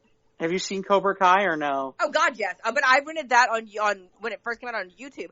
Thank you. Me too. Yeah. I don't know. I know somebody bought it. Was it Netflix that bought it? Yeah, it's on Netflix. Netflix just got a season 3, and there's a season 4 coming. I love Johnny's backstory. I love it. Yes. I love it. I love it. He's such a clod. I always thought that it was. I always felt bad for him. I was always like, "Damn, dude! Like this kid who doesn't even know him just comes in here. He's having a fight with his girlfriend. And his kid just kicks in, starts to play with him. Like, what the hell, man? Yeah. I was just hanging out with my girlfriend, you asshole. Yeah. Turns out LaRusso was the like, villain. Oh, yeah, well, I'm going to do karate too. Yeah, it's like, I swear, sometimes I've always thought that Daniel was just needed an ass kicking. I did not find him to be the good guy in that movie at all, even a little bit. Not that Johnny was a good guy. I'm just saying. I just want to have sex with Elizabeth Shue. Who doesn't? I don't know. That's a really good question.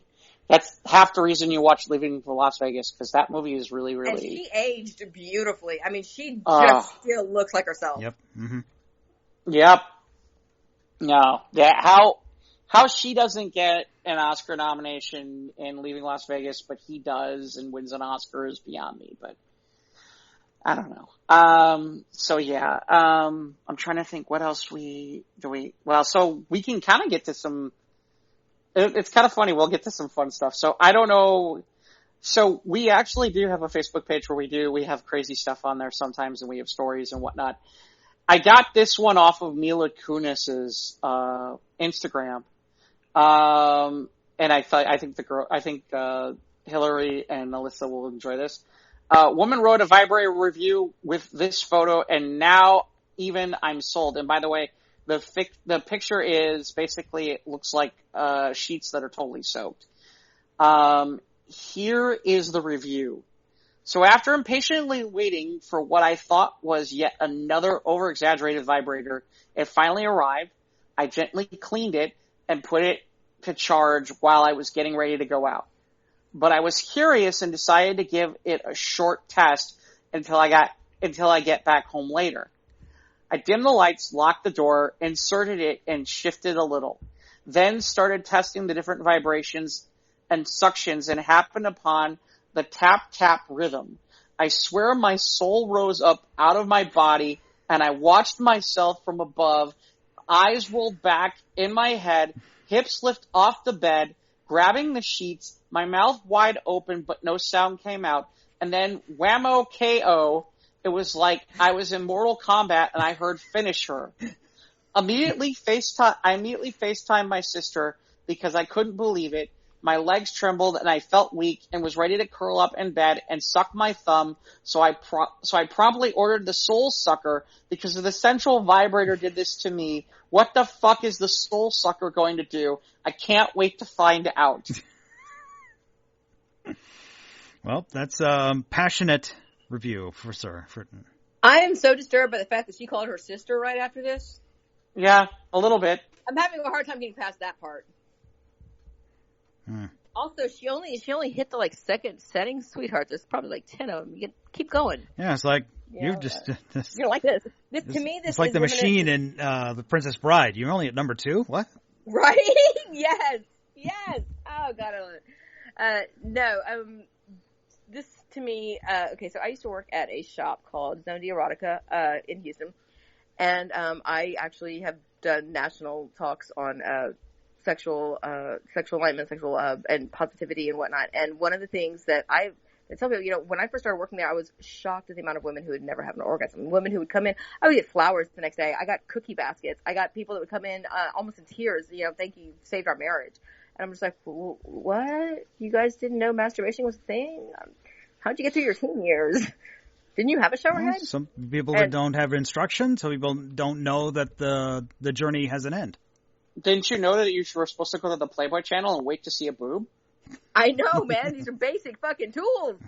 But anyway, so it is surprising the amount of people out there. To me, it's always shocking that are just they are shocked that this side of them exists, and they're like, it confuses me because it's such a beautiful, wonderful, freeing thing that I don't know. I think that we don't need to learn about all the crap they teach you in sex ed. We need to learn this shit. This needs to be on the syllabus. Yeah, OnlyFans needs to, not for much longer, but OnlyFans needs to be tax deductible for learning sex ed or something like that. Although I guess there is a lot of lines to be crossed there that how would you teach that without Yeah, there's that. But no, I have a couple of videos on my YouTube, and I've taken them down and put them back up because I put them back up because I feel that the content of it is very, very, very relevant to women of my age, women who've gone through menopause and whatnot. And this is something that I think is relevant. However, I take it down because every once in a while I'll get just some freaky pervert comment, and I'm like, you know what? screw you guys. And, yeah, so. Well, yeah, that's what they want. Yeah, right? But yeah, as far as that goes, congratulations to her. And I think that every guy, not only does every guy need to learn these things, but I think women need to take 5 seconds to remember it ain't all about you, baby. Okay? Just because he's plugging away there doesn't mean you have to lay there and like look around and watch Law and Order over her shoulder. All right? If you're not working it as well, then you're kind of cheating yourself out of it. But also there's so much more that can be done to him other than just letting him do you. And I think it's really important that women learn things like the male G-spot and learn where the prostate gland is and learn these things. You know, if you want him to do it right, you need to do it right. Show some initiative. Don't be just a penis pocket. Is that kind of like a pizza pocket? But well, never mind. I'll leave that alone. The burns are similar, but the taste is so much better. Yeah, well, that's a different pepperoni, I think. But I'm more ham and cheddar. Yeah, or something like that. As long as it's not the broccoli and cheddar. I'm disappointed, Mike. I am disappointed. Wow. Cocktail weenies from but as long as that was another big news story about OnlyFans is banning porn starting in October. Yeah, well, or they're claiming. It's weird the way they worded it because it's like, what does that mean? And nobody knows the answer. But no more sexual content, but the sexual content is no more driven. Like if you come here, you can see my boobs. If you come here, I will do this with a sex act. Blah blah blah. That's kind of what they're driving at. They want it to be more actual, real content and not have a. They don't really care what you do. They just want more real. Because I was actually contacted to be on. I'm not on OnlyFans, and I was actually. Through influencer.co, which is one of I think it's either them or Activate, which are two influencer programs that I belong to, and I was actually sent on one of them a thing saying we're begging you, we need people to come and create real content, and we'll pay you because they want people that are not going to do just straight up come here and watch me do something gross or sexy or dangerous. They want real content on there so that they can get that kind of backing. What they don't realize is, y'all. They already have that. So much of that, we are so oversaturated with it, we are drowning in it. We don't need that, okay? What the world needs now is a free Pornhub. No, I'm kidding. One without the chance. Yeah, no, amen. That's actually what they need. People want this. You have a service that sells. You have a service people need, want, and desire. If you try to go this route, you're going to crash and burn. But so my understanding is that part of the problem with this is, because I did catch an article on it, and one of the most interesting things is part of the problem is apparently some of the institutions that are the banking institutions that they're working with apparently are pressuring them to get out of those aspects or they won't fund them. And so that's what's making this interesting to me is that we continue to have a problem where it becomes a question of if you can't get funding, then I guess you have to do what you need to do. Although I kind of wonder how much funding do you need? I mean, I can't imagine you couldn't crowdfund enough funding just on what you're doing now. So charge your content creators. Normally, as a content creator, I wouldn't normally say that. But if you go to a strip club, all right, any strip club in the world, ask the dancer how much their dancer fee is for the day or how much their tip out is. They're going to tell you they usually have to give anywhere from 20 to 30%, usually depending on what time you get there. If you get there early, it's much less. But the way that those clubs work, the way that adult industry clubs work is that they get paid by the customer. They get paid by the dancer. Yes, they do. They get paid by everyone that's there. So they're literally just generating cash flow constantly. Now, they're not paying anyone, not a single person, not one employee, not the bouncer, not the bartender. No one is getting paid by the club. No one. They are paying for the privilege to work there. The big ones, the big strip clubs, not the whole world where they work. But so if OnlyFans took that kind of a business motto and turned it in our business plan, I guess you could say, and made it about that. Okay, you want to create content, you pay. You want to watch content, you pay. You want, so whatever you want to do it that way. You don't need funding. You're not running. If you need funding, you are running your business wrong. If you need to borrow money, you are doing it wrong. Yeah. No, I kind of laugh about that. And We do have somebody raising a hand. I think it's so. There's David. I guess we'll ask David to come on up. Sure, why not? Yeah.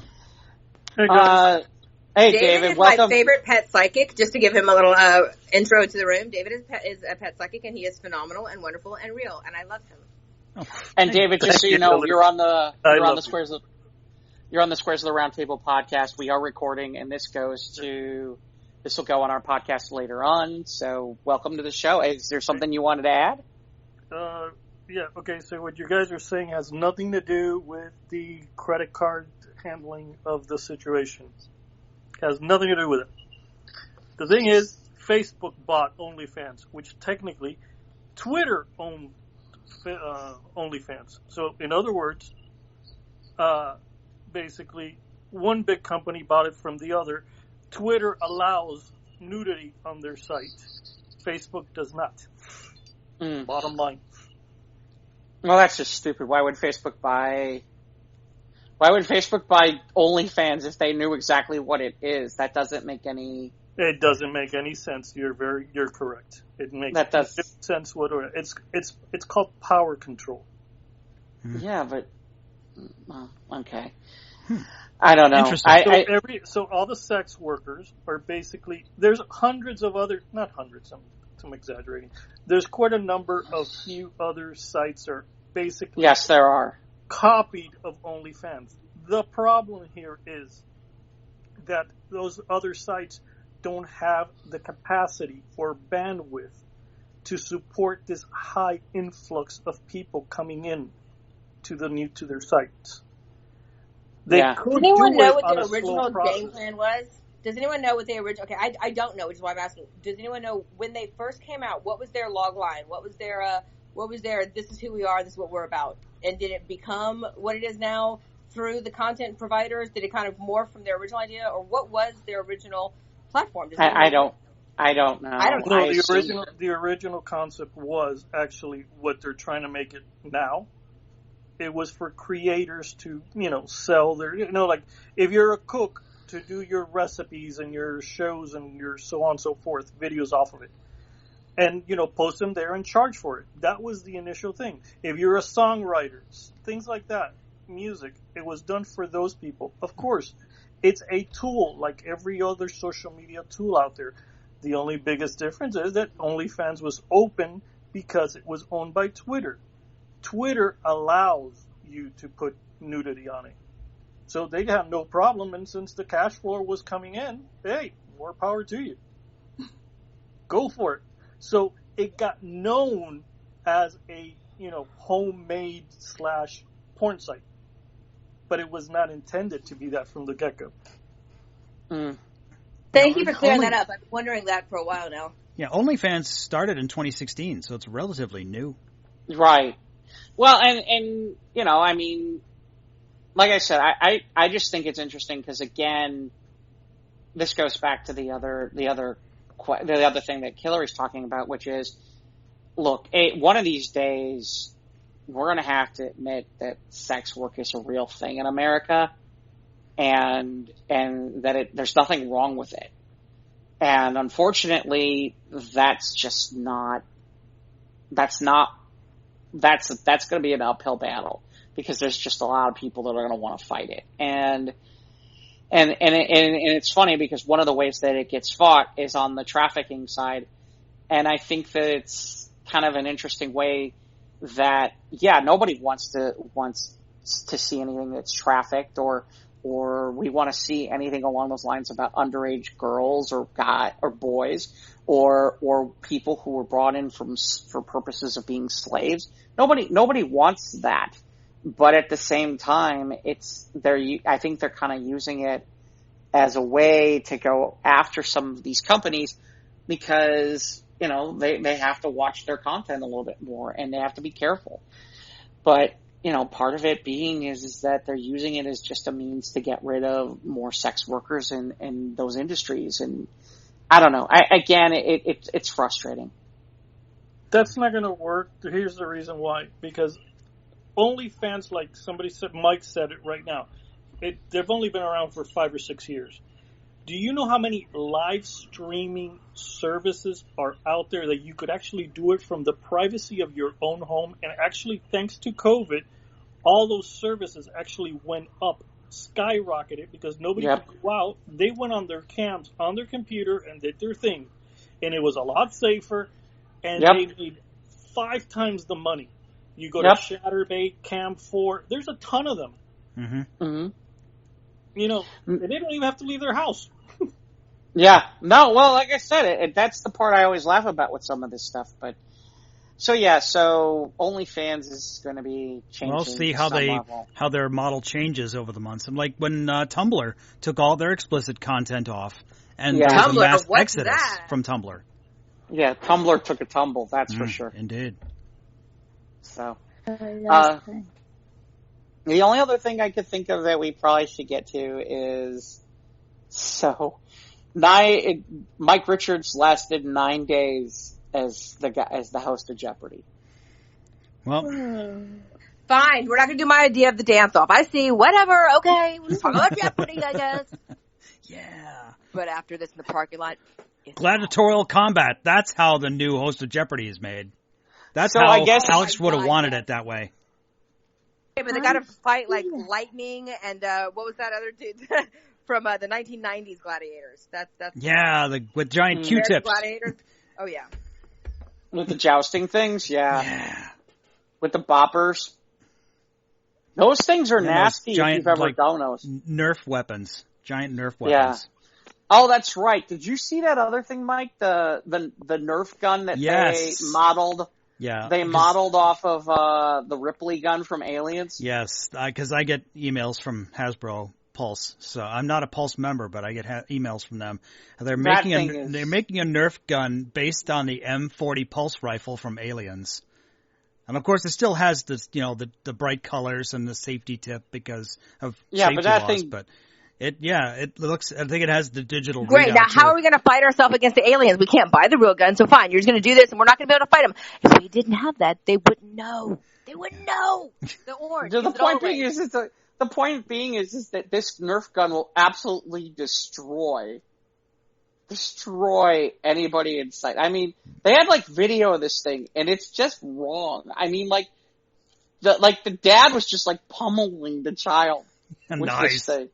And it's like, was he shouting Bill Paxton, "You want some too, huh? Fuck you, huh?" I don't know about that. So basically it says blaster comes with 10 darts, 3 mega darts, and instructions. It says ages 8 and up. There's a whole subculture of Nerf fans who take the things apart and put in stronger springs and modify them so they can shoot much further. Yeah, there's a whole subculture of that in the toy. It's about so this thing's $100.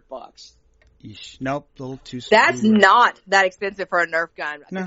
Look, I got 3 boys, all right, and they're all very sweet kids. Okay, I lied. 2 of them are assholes, but my youngest is sweet. But they all loved Nerf guns, and I can never find little pieces to them. And my kids have done some very inventive things when they lose all the bullets. Very inventive things, very painful things. Well, Mike, I've told you about one of the things when we were bored in college and we had nothing better to do on a Saturday night is we would, because Walmart was open 24/7. You went to a Walmart, get a Nerf war.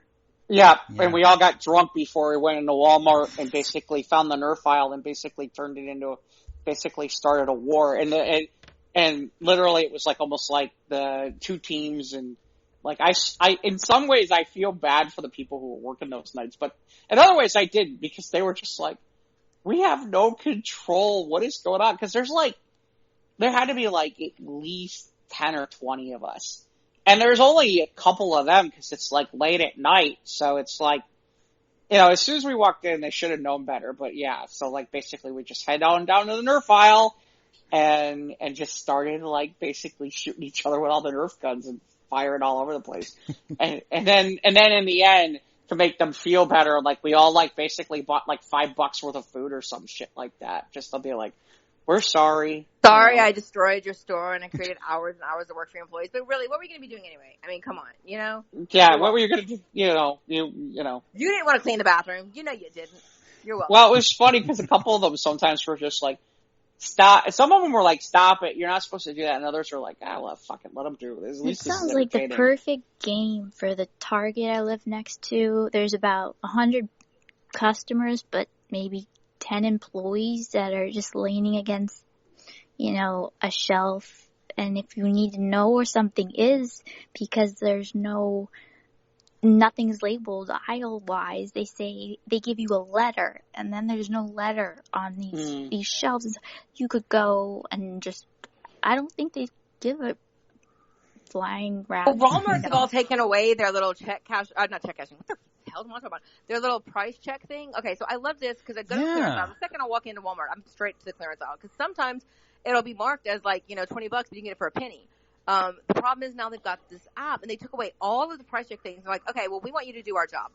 We want you to go in, find the thing you want. We might not have actually, we're not even do a clearance aisle anymore. We'll do this little end cap clearance thing. But mixed in with the real things are clearance items, but you're not going to know it unless you use your app and you scan them. It's a treasure hunt. Have fun. We'll see you in a few hours. And then they want you to check yourself out to bag your own groceries. Yeah.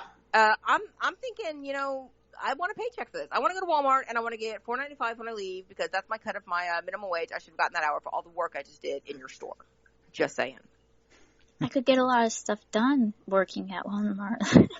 Hey, since they're talking about toys, what do you think about the news about Toys R Us opening inside all the Macy's? Yeah, I'm all for it. I just watched a video from Toy Galaxy's YouTube page about the rise and fall of Child World. Are they turning into a... They're putting little, like a Toys R Us, kind of like a kiosk inside of a Macy's. Macy's. The same way they did with Sephora inside of JCPenney. Right. And it's just now like a hut, like a big hut, Yeah, not like a Jabba the Hutt, right? Mm-hmm. No, not like a Jabba the Hutt. For the reason that I bought out several... Okay, so I go to this website called Bulk, BULQ.com. And if you haven't been to it and you're a toy collector, you're welcome, baby. Trust me, you're welcome. I want a Christmas present. But so for $100, I get a pallet. The shipping on it's like $250. Okay, $250 for the pallet. But when I say pallet, we're talking like an actual wooden pallet that is about as high as I am. So about 6 foot tall. And a pallet, it's huge. Or you can get a crate for $30 or $40 for shipping. Again, I've gotten one that was 78 pounds, and it was full of all of the toys from Skylander, all the shelf pulls from Skylander. Well, one of the things with Skylander is that they were, I wouldn't say, they definitely weren't exclusive to Toys R Us. However, Toys R Us did release several exclusive Skylander items that you couldn't get anywhere else but there. And that goes along with several toys that became even more increased in value because of the fact that they were Toys R Us exclusives when Toys R Us no longer was available to buy them at. I got all of the Walking Dead characters and their I got a bunch of Funko Pops and things like that. So with them opening up again, it's kind of like, will my toy values lower in any way if they are made available again through the reopening of Toys R Us? Because Toys R Us did not actually close down. They were available online still, just under a different name. And they're obviously in Canada is under different management. So correct, right. So, what will it do with the collectible items that were increased in value due to the scarcity and unavailability of Toys R Us versus now they're just toys, old toys? Absolutely. Hey, we got somebody else who seems to want to get involved. Her name is Caitlin James, so I'll bring her up on stage. What the heck, why not? I don't know if anybody knows her or not, but Caitlin, welcome to the Squares of the Round Table podcast, and we are recording live, just so you're aware. Yeah. Caitlin's an actress from Australia. She is very beautiful, very wonderful, and very sweet.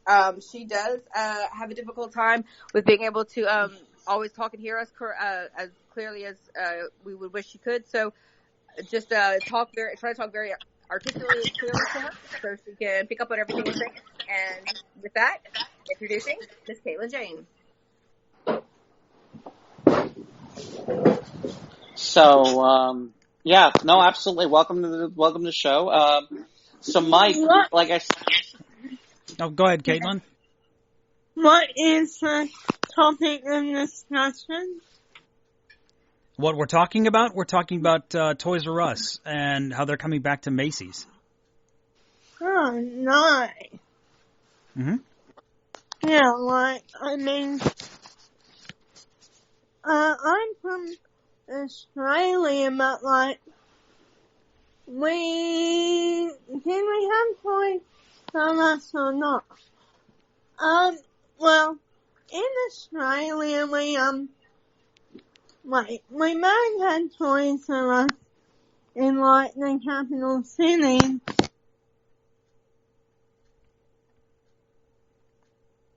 Toys R Us in Australia, Caitlin? Is that I don't know if it's I'm sure it's an international, but do you have it in Australia, Toys R Us? Well, we had a few of them, but like, we had like an Australian equivalent, and it was called Toy World, and like, rather than the giraffe and the mascot of Toy World was like a purple bear, and like, basically, this Toy World company, I guess you could say they went into administration and shut down, but like, we may have had Toys R Us, but only in the capital city, but yeah, like, it's the same here, like, they're either sold at like, we have something called Big W, and like, we used to have Target, but now Target's all online as well, and like, that's basically where we buy our toys, or like, the Australian Walmart equivalent, but like, there were a few Toys R Us in Australia, but yeah, like, pretty much a similar story, like, all the toys being bought online now, but yeah. Because, the thing is, well, yeah, you guys have always had them. They didn't go away. Like, I think in Canada, they weren't affected by when Toys R Us went out of business in America here. But, growing up, always having the toy store, it was the definitive toy store, and other places came and gone, like Lionel and Child World, like I mentioned earlier. But when Toys R Us went, it was like part of our growing up and part of being in that culture. But it's interesting, that there's still other sources out there aside from the Walmarts and the department stores that we're all familiar with, that they're still around. And with this coming back to Macy's, it might having a foothold in bringing Toys R Us back. I don't know, maybe it is, but maybe things have changed too much. Maybe, who knows, but maybe Toys R Us is going to come back. Yeah. So, by the way, my thoughts on, I kind of wanted to flip topics real fast because I know we're coming down to the back end of the show. Any thoughts on the changeover? Any thoughts on the changeover to, it's funny, Alyssa says she got cut out, but I see that she's still here, so weird. Any thoughts on the changeover for, with the Jeopardy thing? No, it's because, the internet does its thing and digs up tweets and digs up, inappropriate things that we say on podcasts. I know I'll never be able to host Jeopardy. But, yeah. Remind me again, who's the new host of Jeopardy, Jeff? I know they've got a female, but remind me again, who's the new host of Jeopardy? I haven't been following what's going on in the news, but yeah. Okay.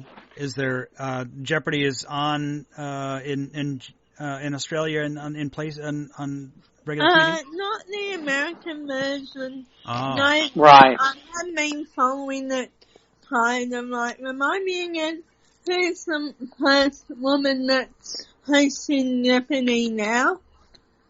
What's her name? So what's her name? The chick from Blossom, that Miali, I can't remember. Yeah, we're gonna screw up her name, but yeah, so she's gonna end up being something. Right, yeah. So she's gonna be the temporary Bialik? Yeah, the one from Blossom and she's from Big Bang Theory. Yeah. Yeah, from Blossom and Big Bang Theory. Yeah. Yeah. So well, it's funny because I know there's a lot of push for LeVar Burton to come back and do it, but I'll be curious to see. Somebody told me his episodes were not highly rated, though. I did a fine job. Yeah, I'm sure he did. Yeah. Well, there are others. It could be Aaron Rodgers, Jeff. Yeah, that'd be great. That would be great. Let's get rid of Aaron Rodgers from the Packers. That would be phenomenal. I'm all good with this plan. I mean, it doesn't hurt to change it up sometimes, like doesn't. Oh. Yeah. So anyway, before we head out, I saw this, which is weird. There's a site called Weird Facts, and it says a man from China bought a first class ticket, which came with access to a VIP lounge that had free food. He scheduled over 300 times in a year to enjoy over 300 meals. And when investigated, it was found that after eating each time, he would change his reservation to a later date. He finally canceled the ticket and got a full refund. That's just crazy. But he got 300 free meals. Yeah. In the meantime. In the meantime. That's gaming the system like a pro. Yep. Well, Nice. Absolutely. Oh, did we lose Alyssa? Yeah, we did. Alyssa had to go. Okay. Alyssa had to go, so absolutely. But, do want to thank Caitlin and Hillary and David for popping in tonight and being a part of the show. Yes, thank you. Absolutely. Thanks for stopping by. Absolutely, guys. Anytime, man. Whenever you're in a room, I know it's a party. So I'm always down. Mm-hmm. Absolutely. So, Mike, if people want to catch us, where do they find us? We're on Instagram and Twitter at SOTRT Podcast. We're on YouTube. You can subscribe that way as well. You can listen there. We're on Facebook, obviously. That's where we share the articles and memes and jokes and stuff we talk about here on the show mostly. If you're on Twitter, you should also follow the _Iron Sheik. He has nuggets of wisdom, which you can just look that up. It speaks for itself. Oh, we should do that tonight. Hillary, have you ever heard? You know how the Iron Sheik is, right? I do. What? Yeah. The Iron Sheik, the wrestler. Yeah. Yes, he is. Is he going to be on tonight? I'm sorry. Is he going to be on tonight? No, but he's on Twitter and he does some crazy ass shit for Twitter. It's little segment we call the Iron Sheik Tweet of the Week. Yeah. We'll take a tweet from the Iron Sheik's Twitter page. And like for example, here's one from him from today. Charlie Brown was a good man, or was he a fucking jabroni? I have no idea what that word means, so I'm just going to step back. Jabroni, we have determined that it is a pejorative term.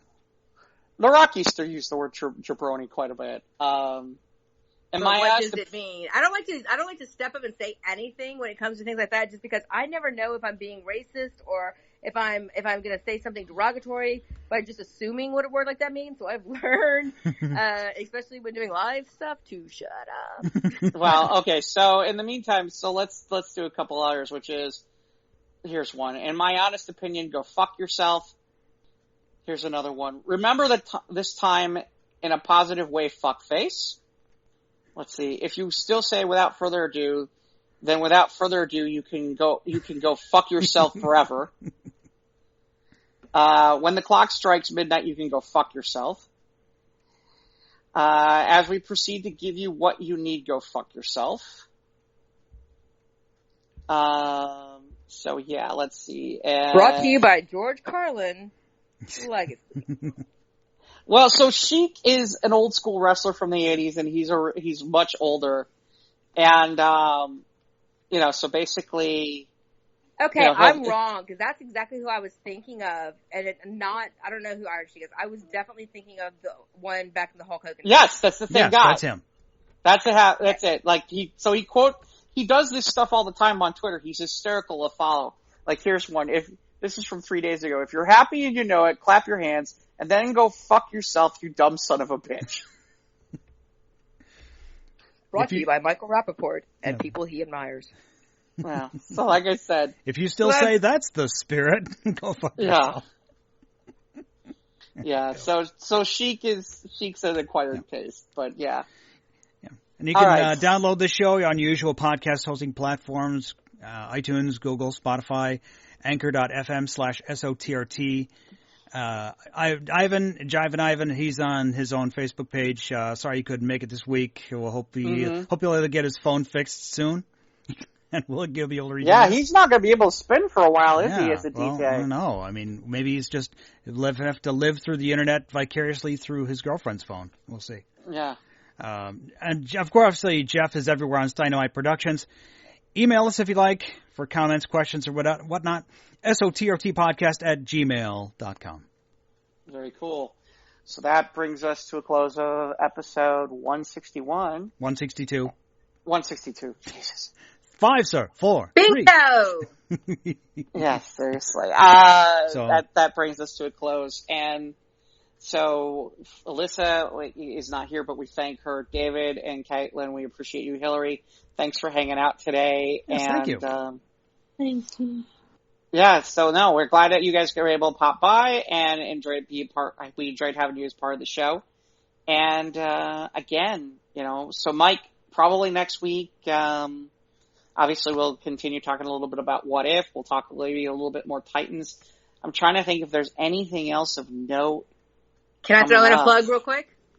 Sure. Oh, yeah, quick, Hillary, plug whatever you like. If you go Hillary Merrick, Marek, follow me on TikTok if you are interested in doing duets and contests. I have a lot of voiceover challenges. If you think you got the voice, then come over and show us. You just pick a clip, voice it over, throw it in a stitch with me, and we'll make sure you get on screen. Now, the great thing is that a lot of these do lead to acting jobs because we are casting. So the voiceover challenges are a very quick way to get into casting calls that you otherwise could not have found because we're not advertising them. We just want to see what you got. So check it out, HILLARYMAREK. That's at TikTok and YouTube and Instagram. And you know what? Just Google it. And we would love to have you guys on stage with us. So check it out, and we will see you on camera.